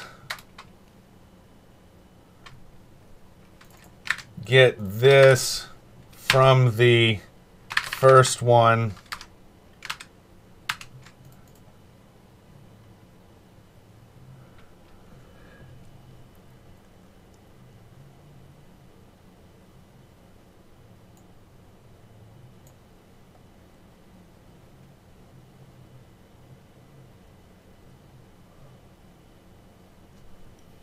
Because you really need to have a connection timer for this running that then pulls this information.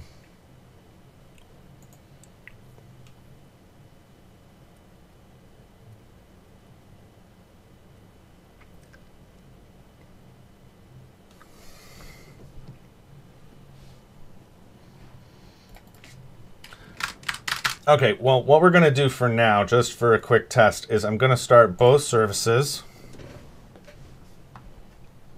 And this should also start my web API and my identity server, right? Or are those off at the moment?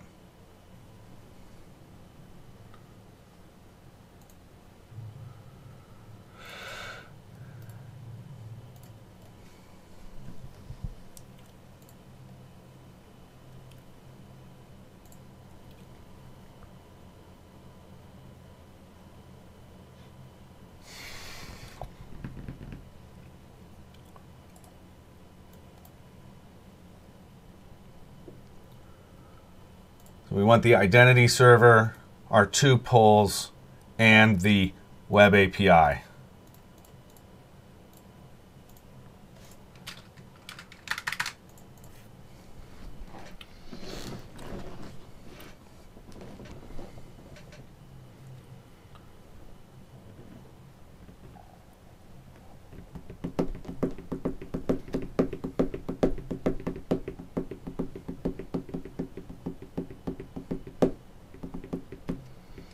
Okay, so we've got our worker working. This is my poll is working. And if I run the game,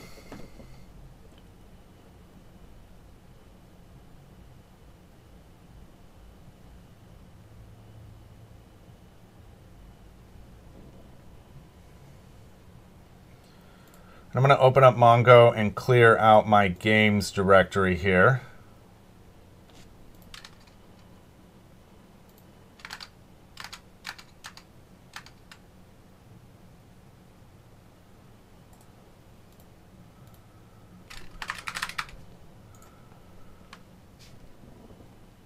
And now I run this.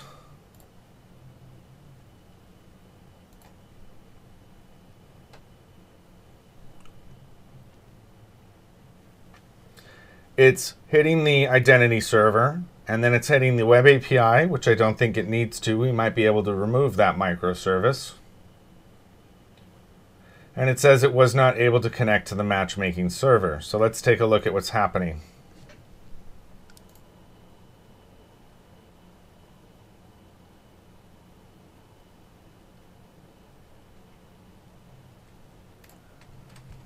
So here on connection event,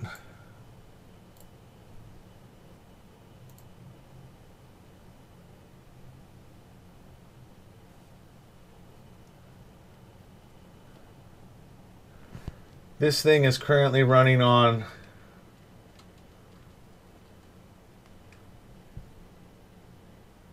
oh, that's what's wrong. I have the wrong variable in here. This needs to be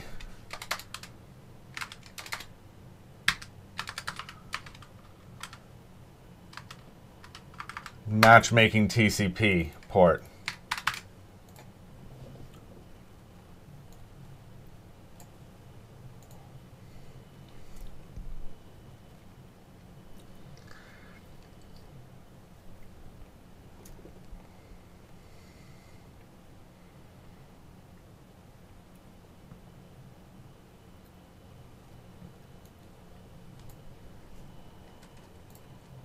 And here we've got our connection event, which looks good.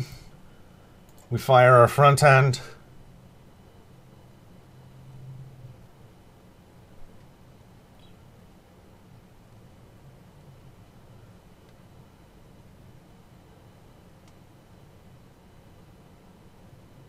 Still not connected here.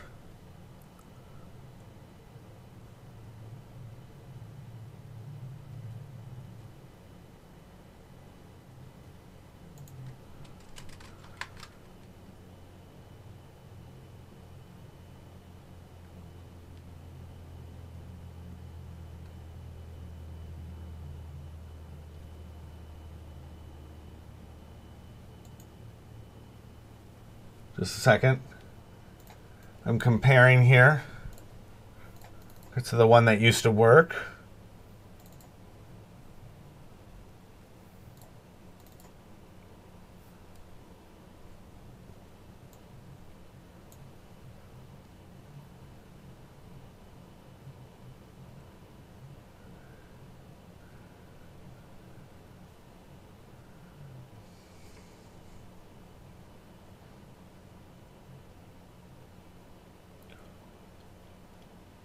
Oh, I'm looking at the wrong one. On server connection event. On server error event. On server message event.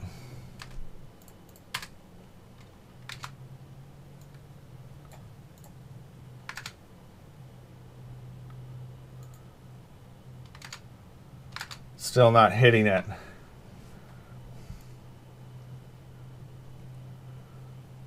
That's right.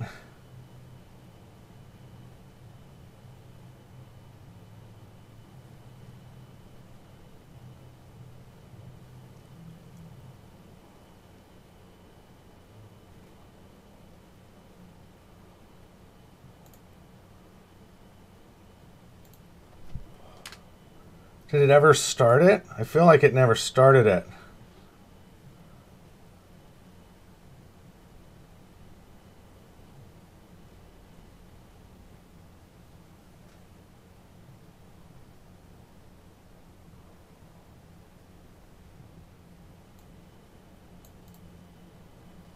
It says it's running.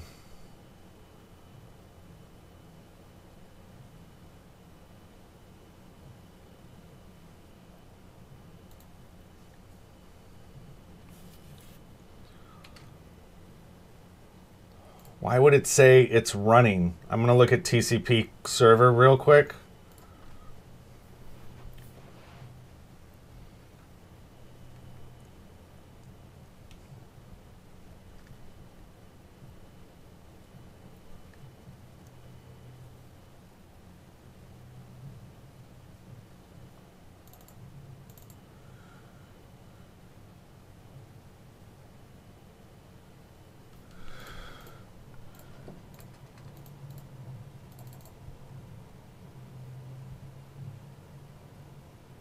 Handler is server running. Is running. When you... that's the problem.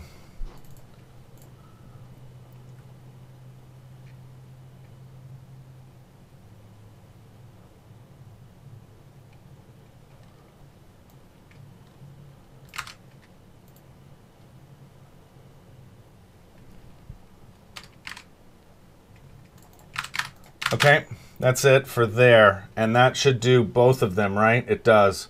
So now we can show my Jenkins in motion here. So I'm going to jump over into tcp.net.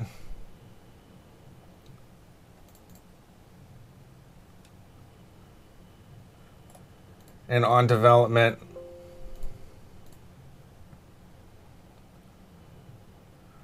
I'm going to commit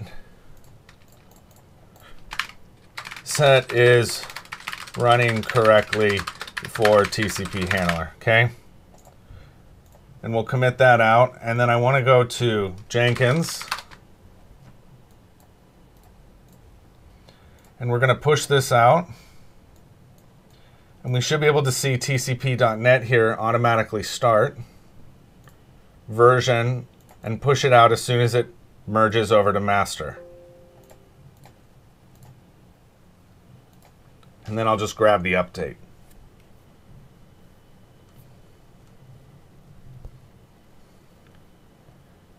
There it is, it's pushed.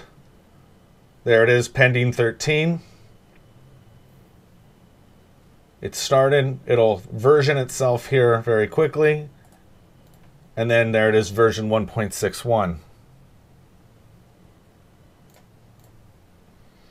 This takes about 15 minutes to run because it posts everything out, so we'll just wait. It'll be done by the time we're done at our break. So in the meantime,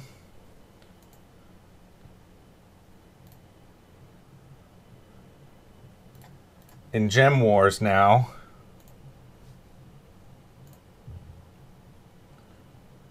we'll just quietly comment this out for a second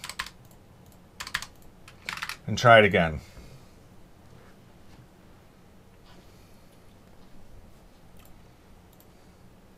Waiting for posting on the NuGet core, and you can see it's got quite a few steps here. And it waits to make sure that everything posts out to NuGet before it continues.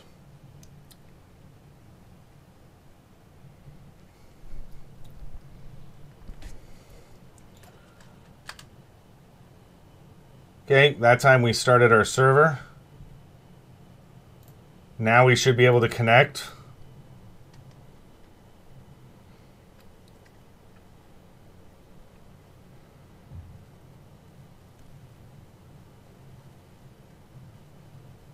There it is, connecting to Matchmaking server, and it connected. Okay, so now when we request a game, we're hoping to fire on message event. There it is. We receive it, and we store it in Mongo.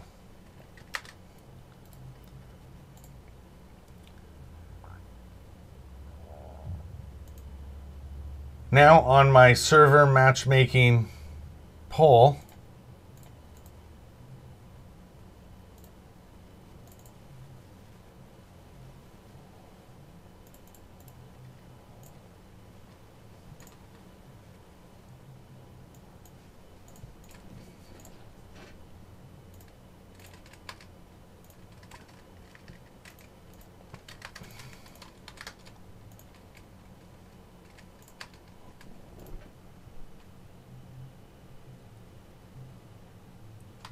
this time we get our matchmaking players. It's still polling null.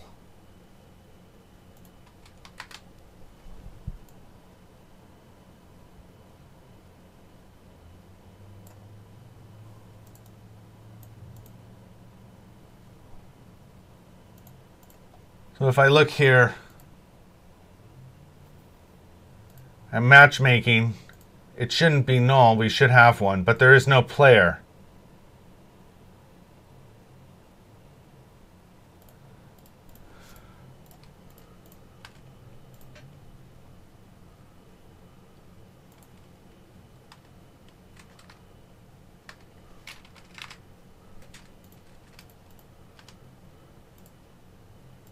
We'll try it again.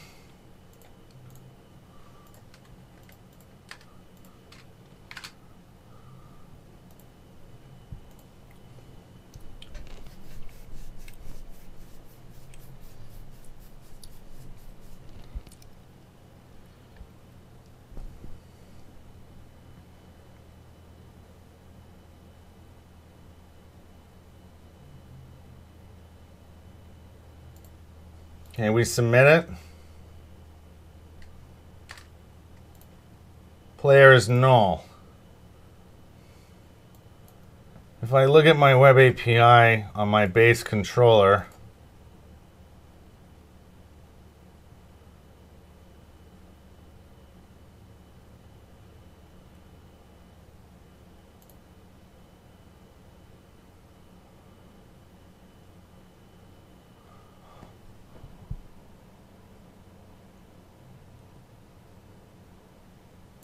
just 1 second.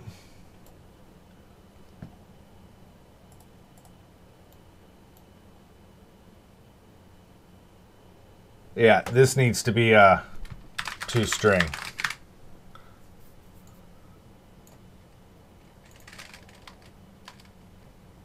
There it is. And now this time, it's going to store it in Mongo.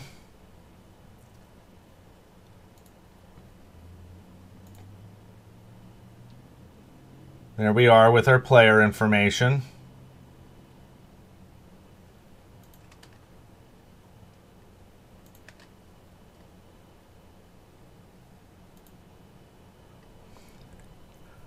And then this is not loading my documents.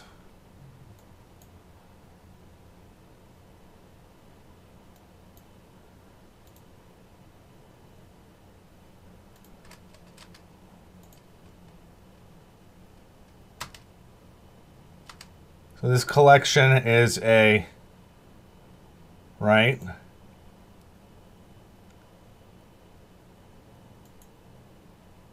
So I'm going to try to separate this out a little bit here.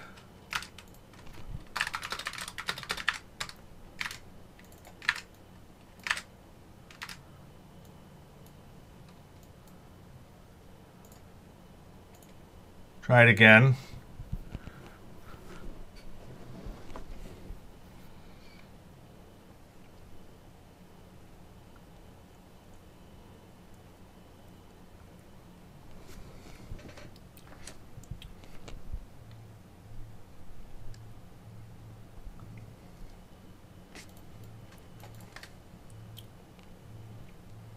How's my Jenkins job going? Okay, we're waiting for the client to post. Okay, here we go. We're going to get our collection and then our items.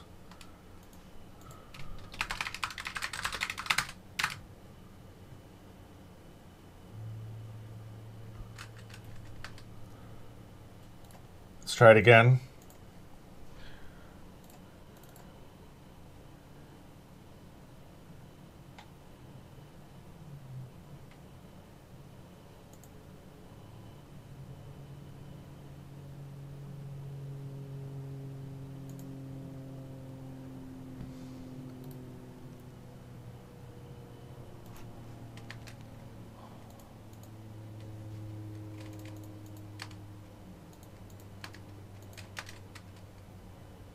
Document is not supported.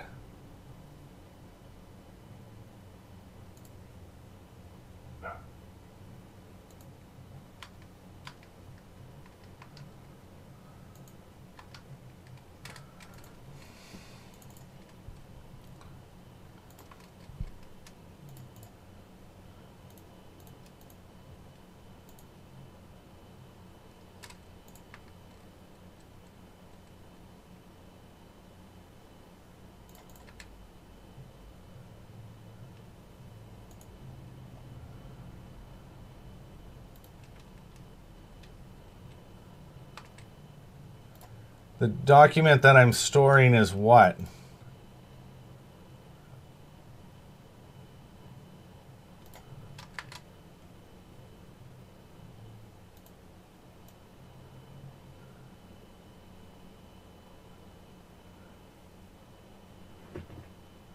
It's the same object.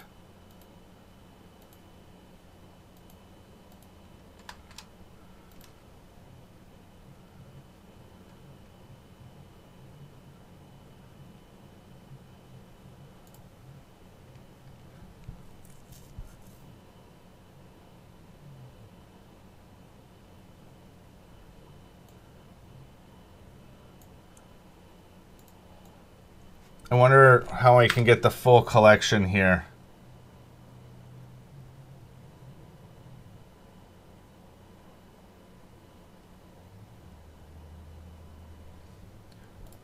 Let's look that up really quick. I want to look up a MongoDB C# get full get all items in collection.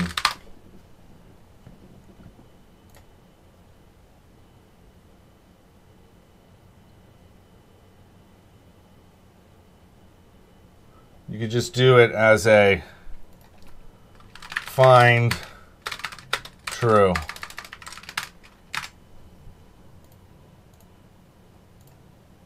Let's try it again.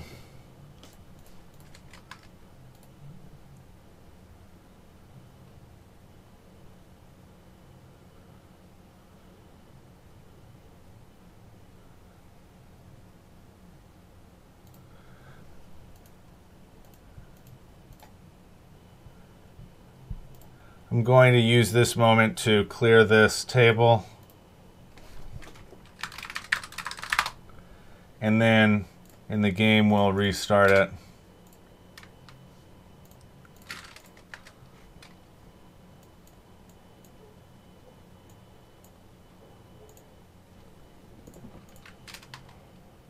There we go.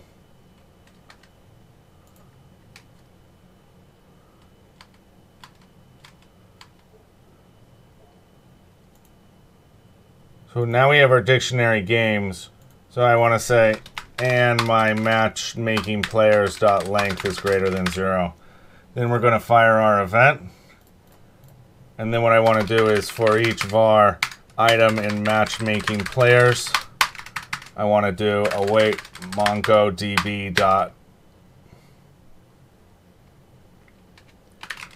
delete document of my item dot ID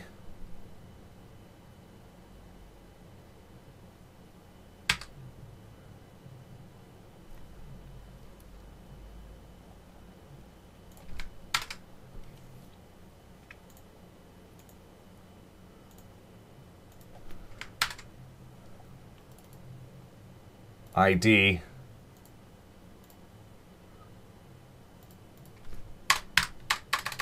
and the collection name is Matchmaking.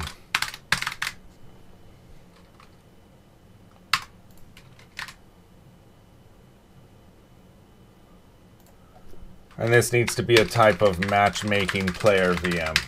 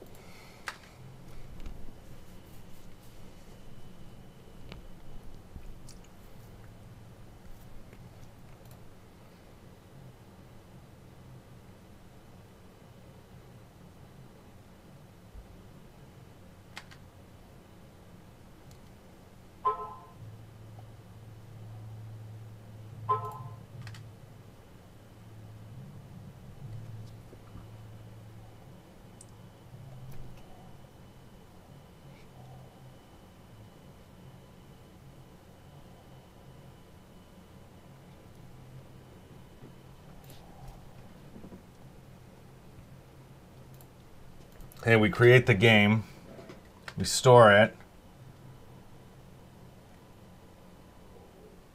Okay, this time I got it.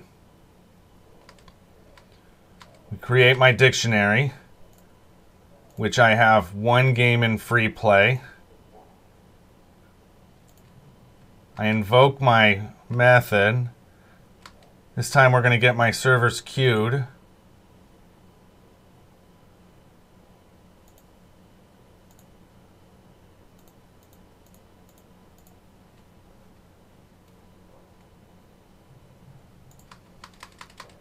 And so for each one of my matches,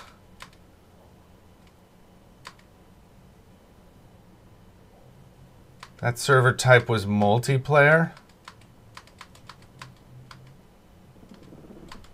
That's not right.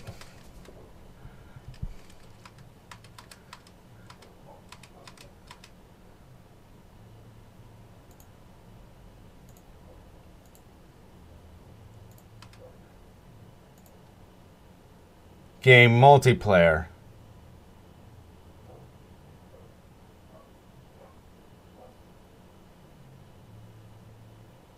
Your object type is not right.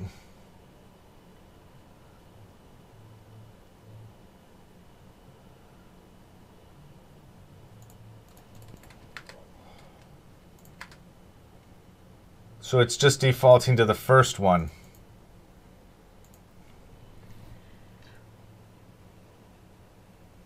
So on my matchmaking BLL, it should be saving it here. So if I look at where that is being created in the generic,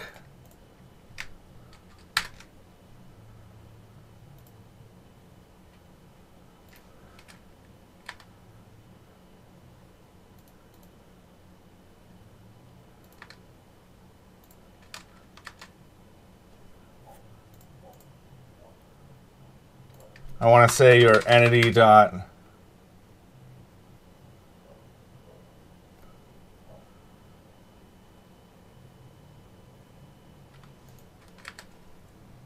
server type.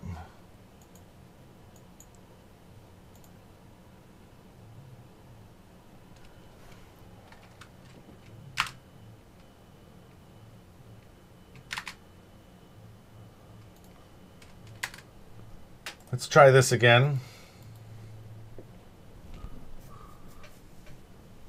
Just starting the matchmaking server.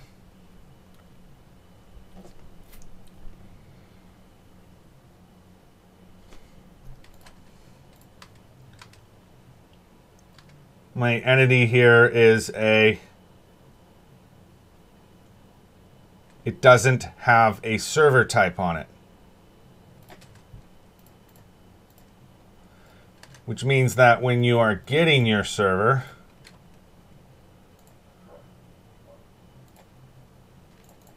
here, we're going to say that this is a DTO, and then we're going to say that my object type here is equal to a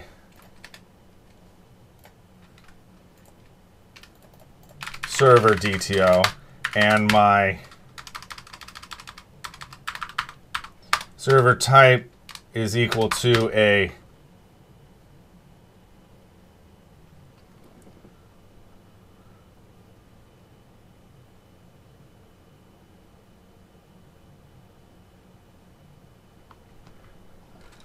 if I look at my server game,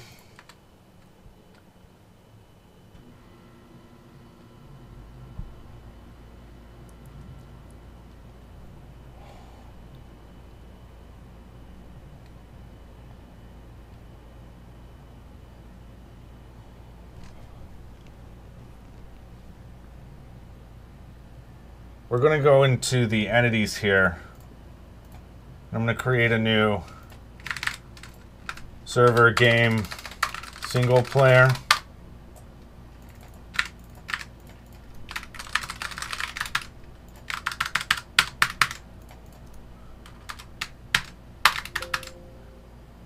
And then a server game multiplayer.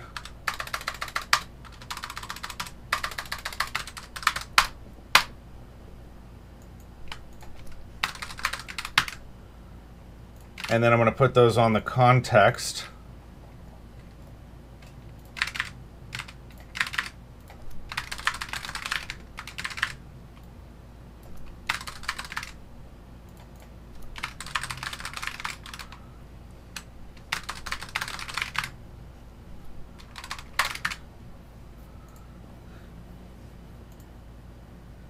And so now in my server data access layer,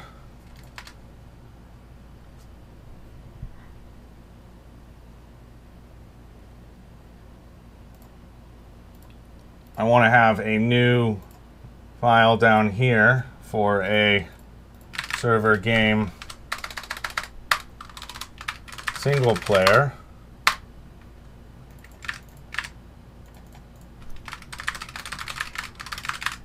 And then also one for the multiplayer.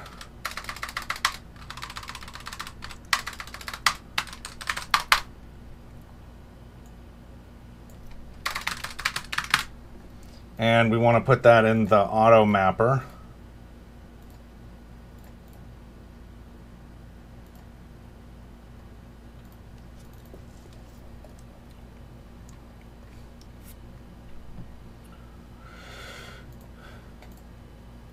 Oh, what just happened?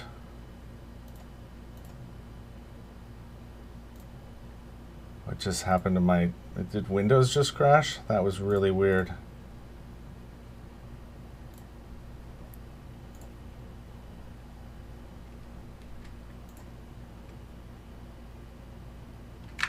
So you could just do single player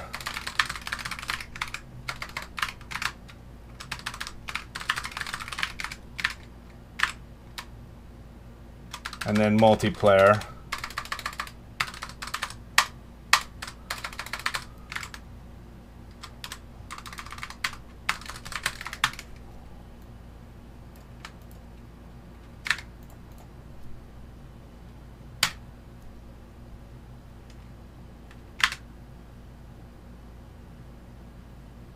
So this is a server game single player create request.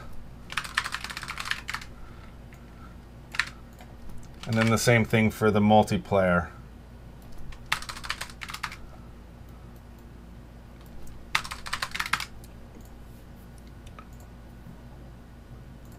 Which means in our library,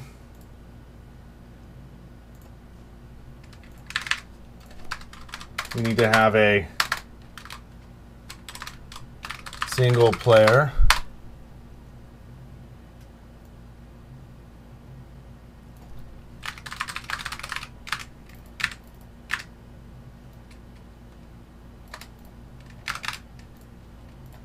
and then a multiplayer one.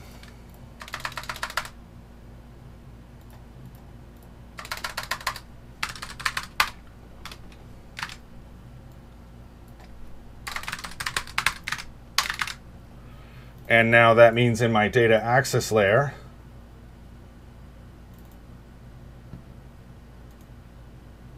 you have a create server here, delete server, get server game single player, get server game single player DTO. And then the same things again for multiplayer.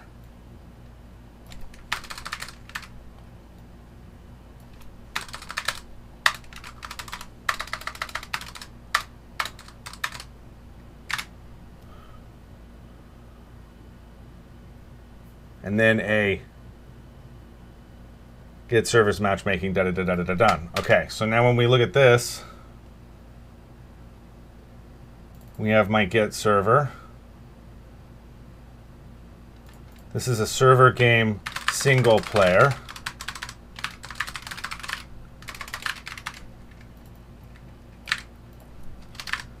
And this is a multiplayer.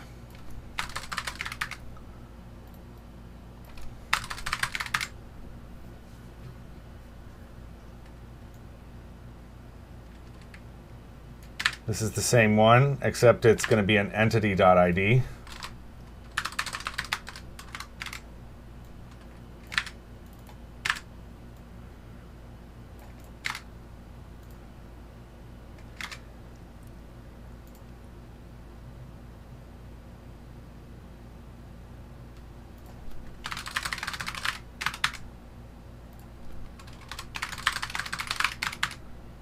Servers games single player.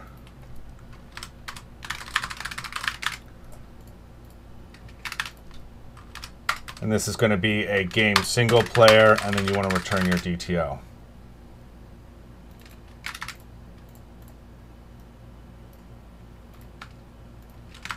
This one here is one of these, DTO.object type equals a server DTO, DTO.server type equals single player.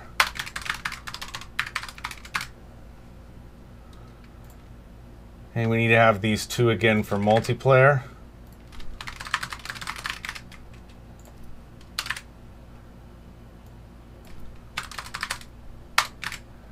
This is a server game single player DTO.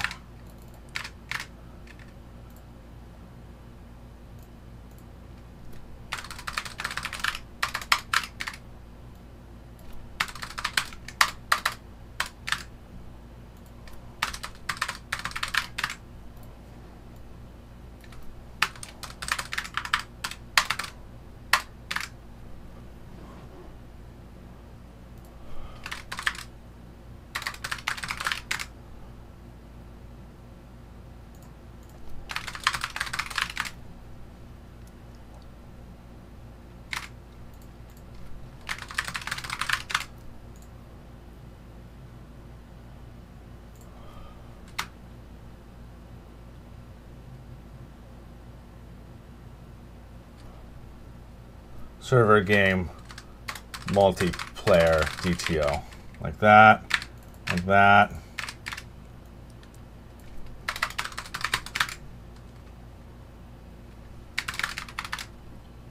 Okay.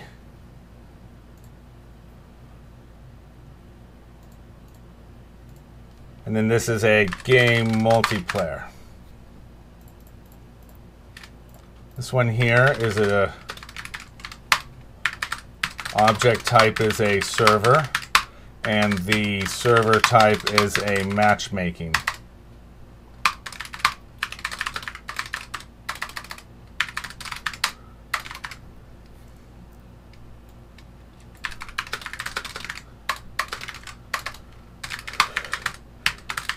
This one has an object type of a server and then a server type of a matchmaking.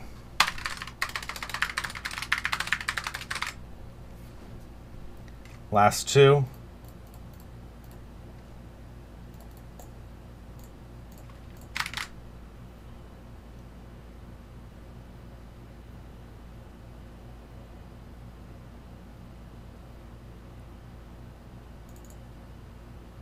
Okay, that looks right.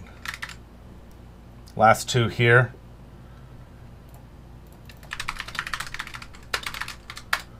This is a object type is a server, and my DTO.server type equals matchmaking poll. And this last one is a server type equals a matchmaking poll, and it's a object type of a server.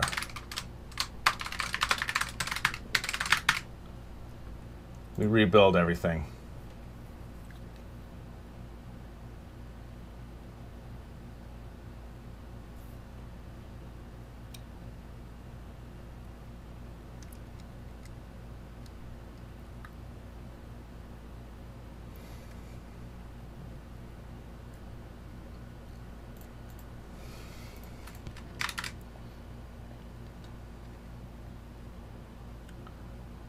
This is a DTOs.add DTO.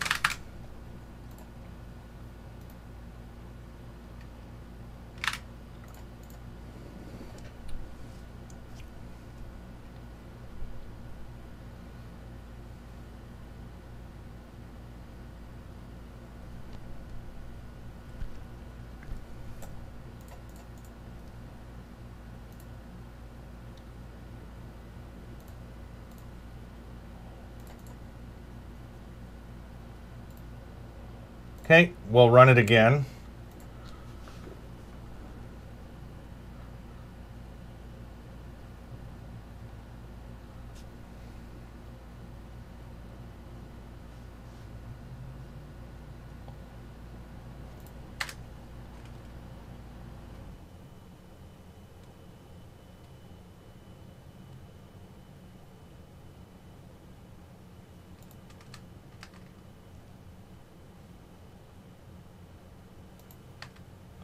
Stack Overflow, what happened there?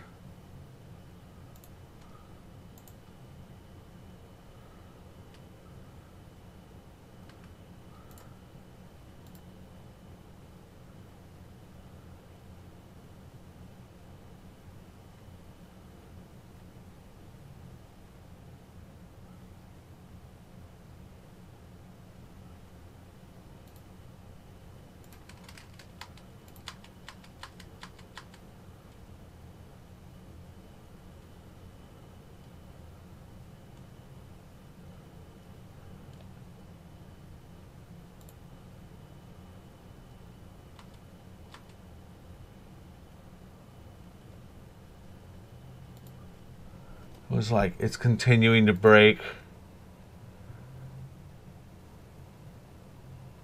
What's wrong here?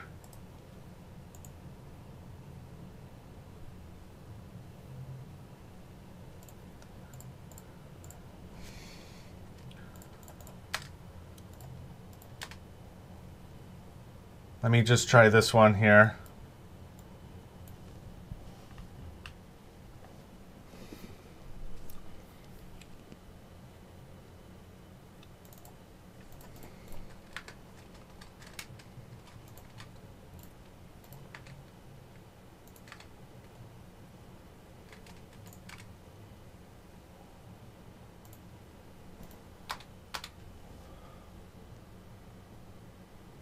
Okay, so it tries to start.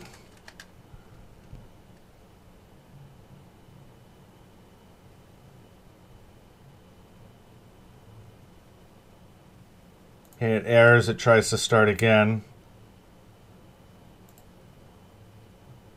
TCP server is already running though, so it fails, right?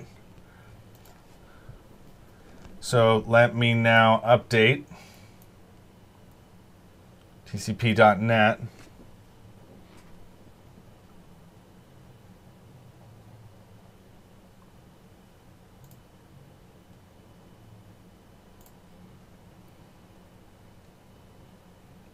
to 1.6.1.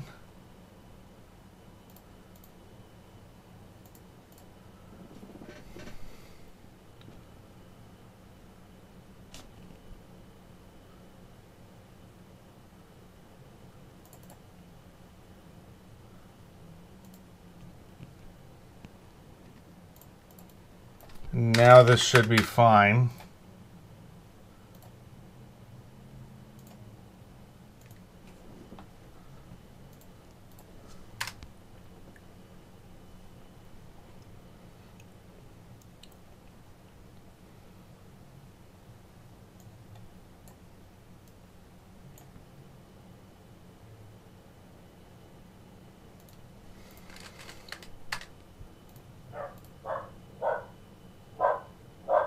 Okay, matchmaking started up here. We now get our games. We fire our event.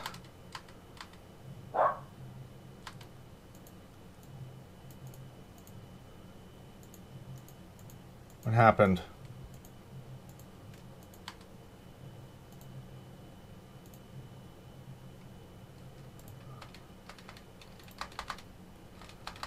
Let's restart it again.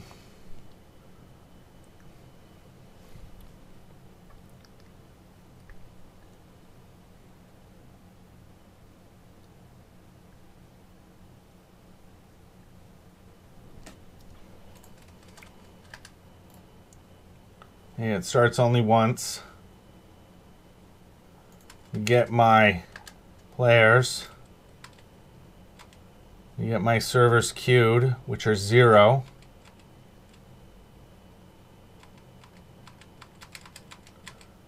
So there's none here.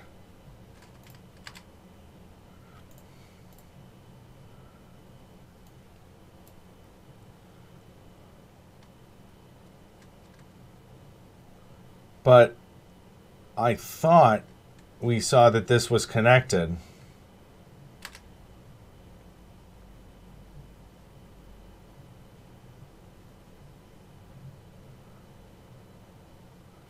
If I look here, this should now be gone.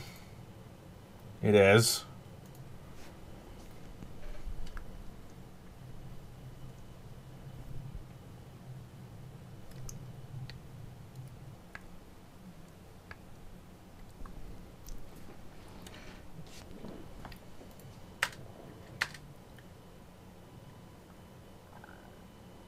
Yeah, that connected.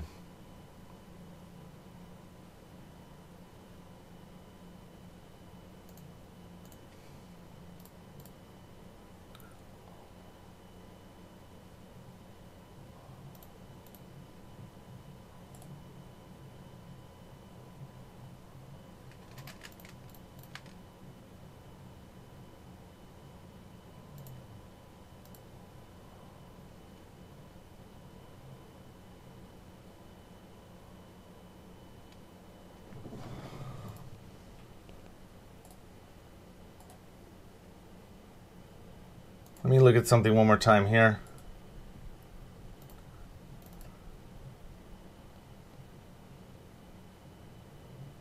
Yeah.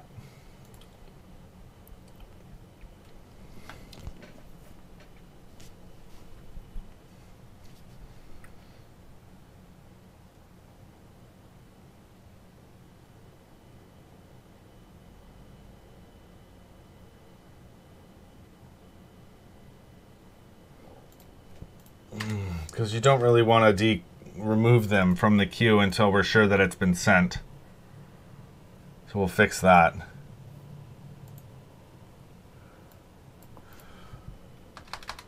Okay, let's start our front end.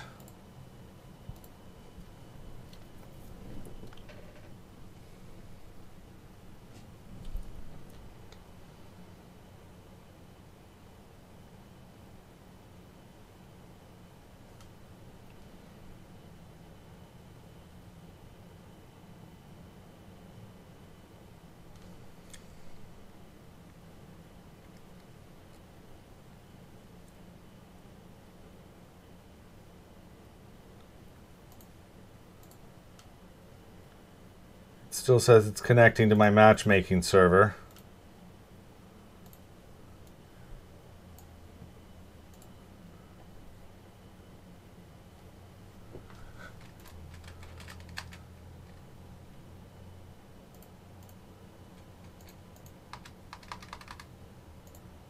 Let's try again.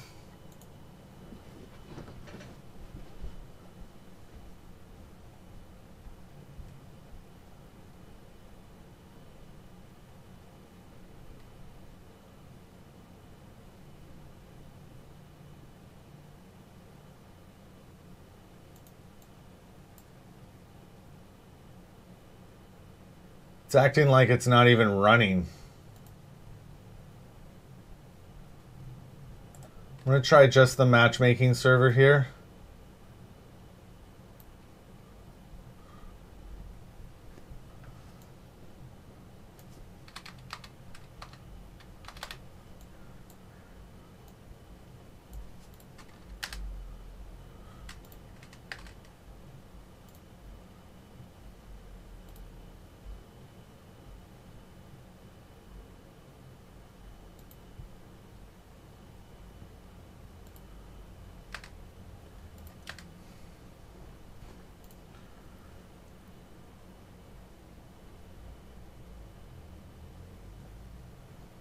Okay, so this time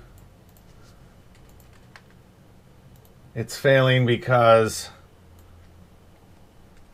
my user service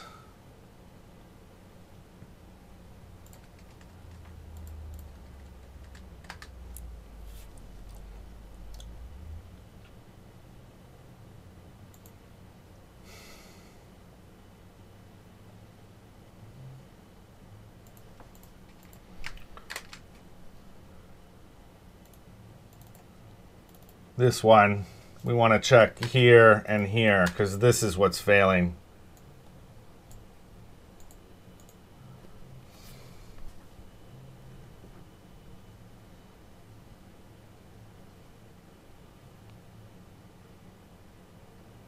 I wonder if I change the database.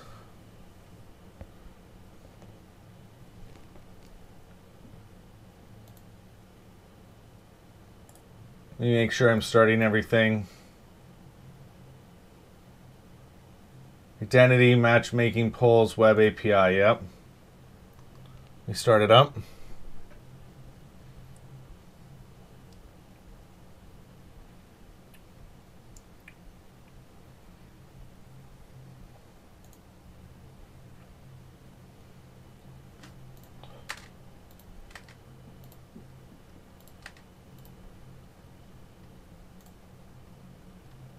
That's right, everything looks like it's running now.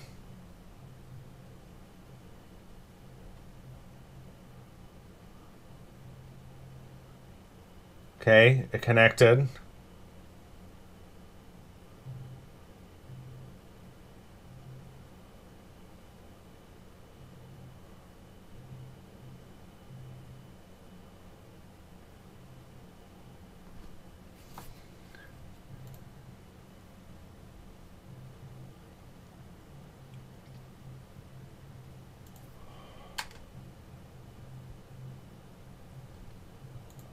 One more try.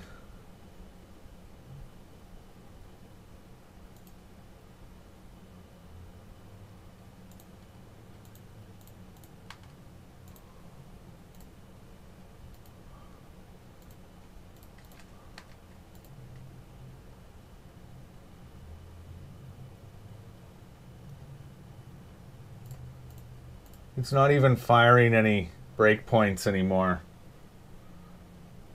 It's very odd.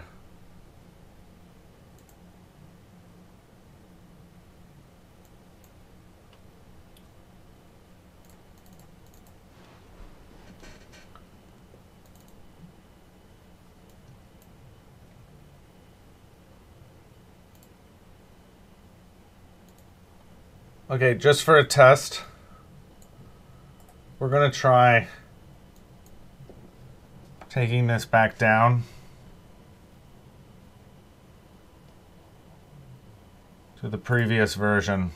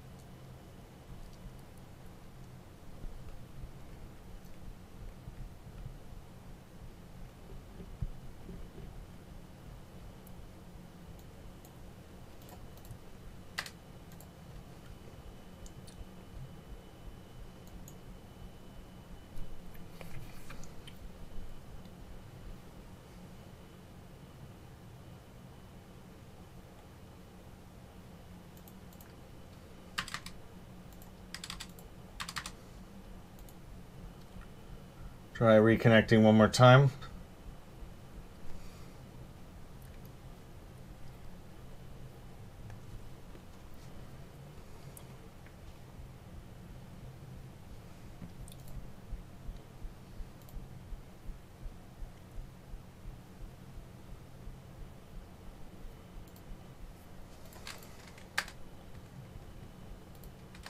Yeah, now it's working. So there was something funny with that change I made to TCP.net. Now it should connect just fine.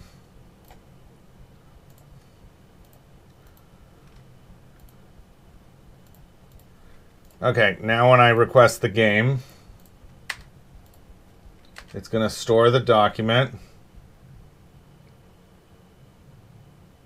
Okay, we got my networking player. We're going to fire my event, which is going to look at each one of my servers queued, which there's one. The server is a matchmaking server, which is right. It's not the game server. So it's just going to continue to spin there until a game server connects. So one thing that we're going to do is jump over here into TCP.net really fast. I'm going to go first and, well, let's get a new version pushed out where this is fixed. So in my handler, where we're using this is running,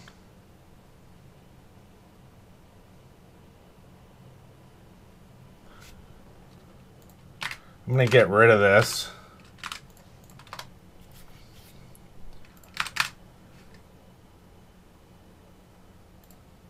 And then I want to say server does not equal to null and my server dot is connected.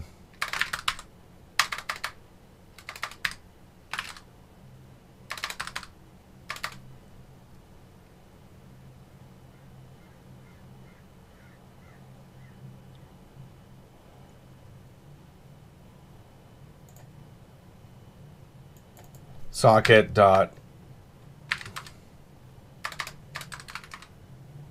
How do I do this? I want to do a C# check if TCP client is listening.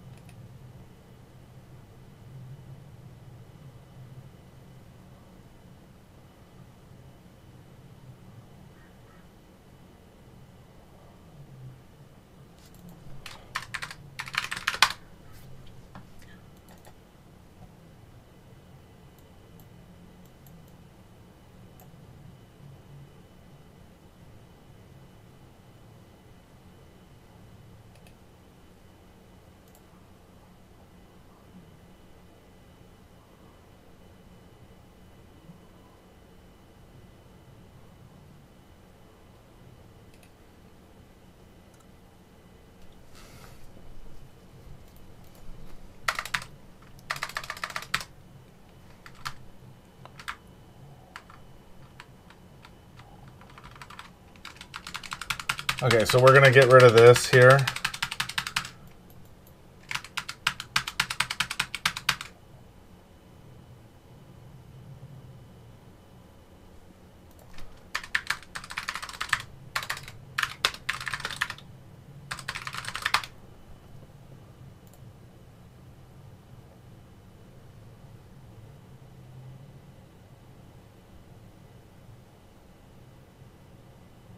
Socket, that we can do it with the socket. So we can do server.server.isBound.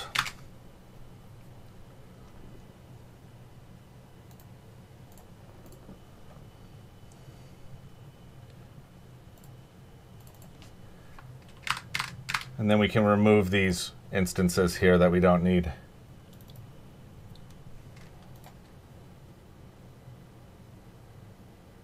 That's why it was failing. It was never listening for connections because isRunning was set to false. So if we go back, we want to do isRunning.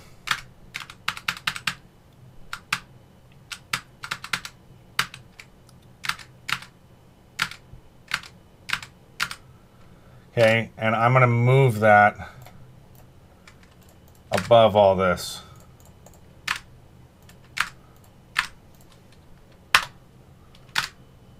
And that should fix it.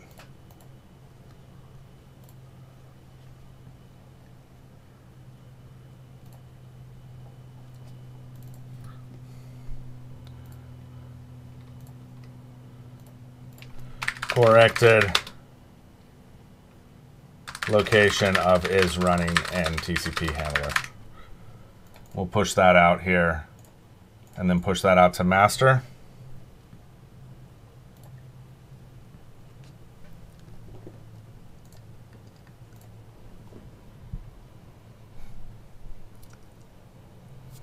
And then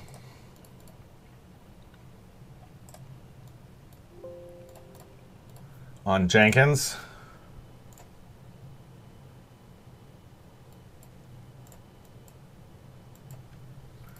we're going to watch this thing start. After it gets its version, I'm going to deprecate the one on NuGet because it doesn't work.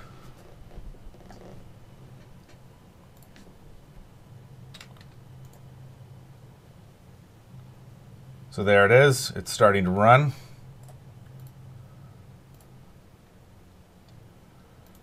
And we'll go to NuGet here.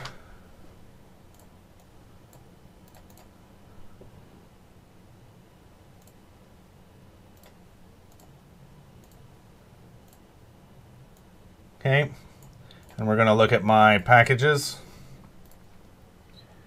And if I look at my tcp.net, we want to start with core. And I want to unlist 1.6.1. This failed because it says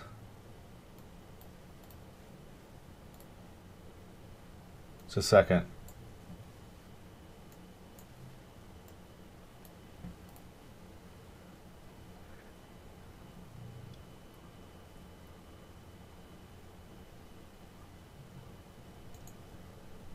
It's because it says 1.6.1 already exists.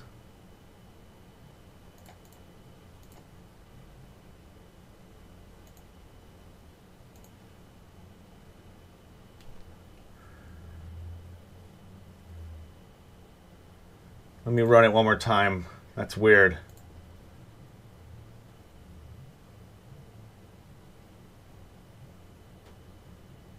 Yeah, it did it again for 1.6.1.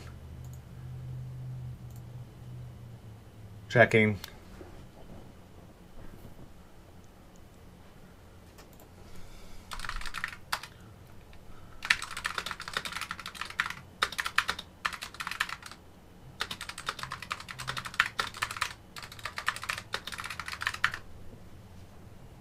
Where this is getting its version.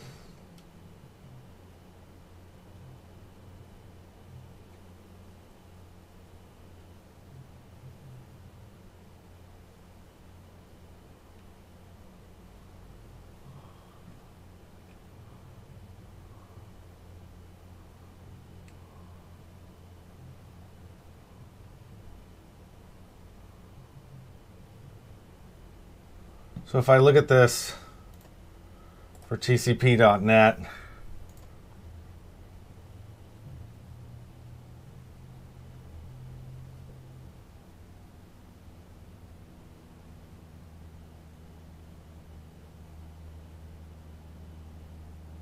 my project version is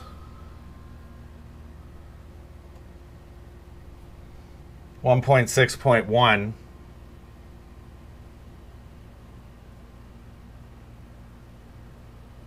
But my next NuGet version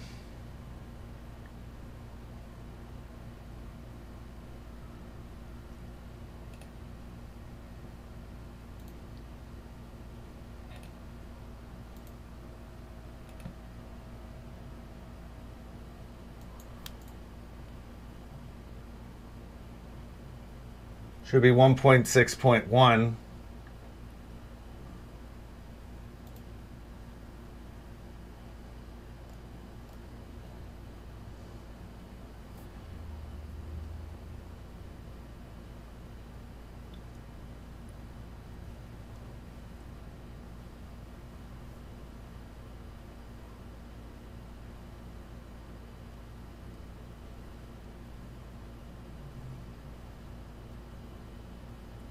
So we'll just cheat a little bit. And I'm going to go back here to TCP.NET. I'm just going to set this thing to be 1.6.0.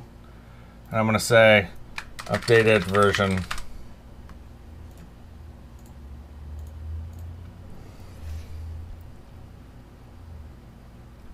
Because for some reason this thing is failing, but it shouldn't be. The versions are all right.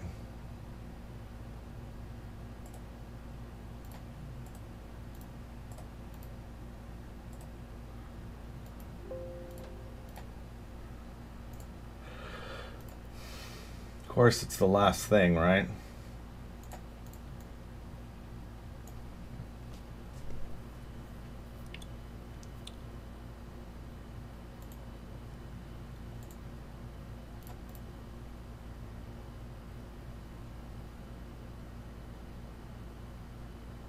One 1.6.0. So this thing isn't even looking at my NuGet version.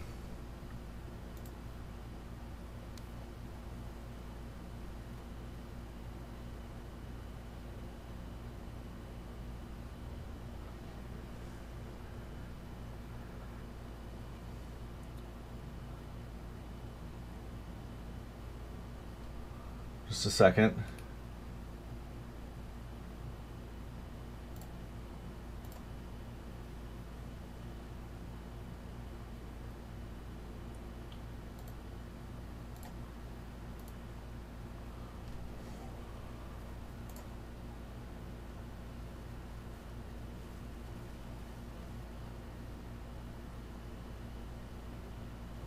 And then its get NuGet versions are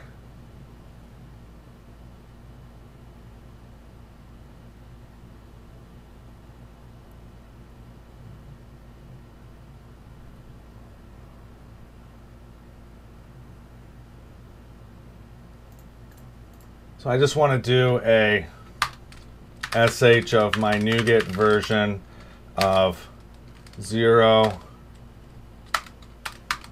and then an sh of my, and we'll do an echo of that. And then another echo of my NuGet version of 1. And then one more for 2.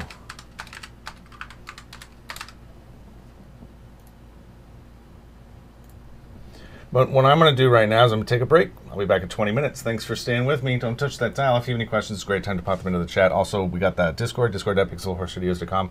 I put all these videos also up at youtube.pixelhorrorstudios.com. When we come back, we have one more microservice that we want to add in. Well, I guess it's two. One for the game single player and one for the game multiplayer. So thanks again, and I'll see you guys shortly.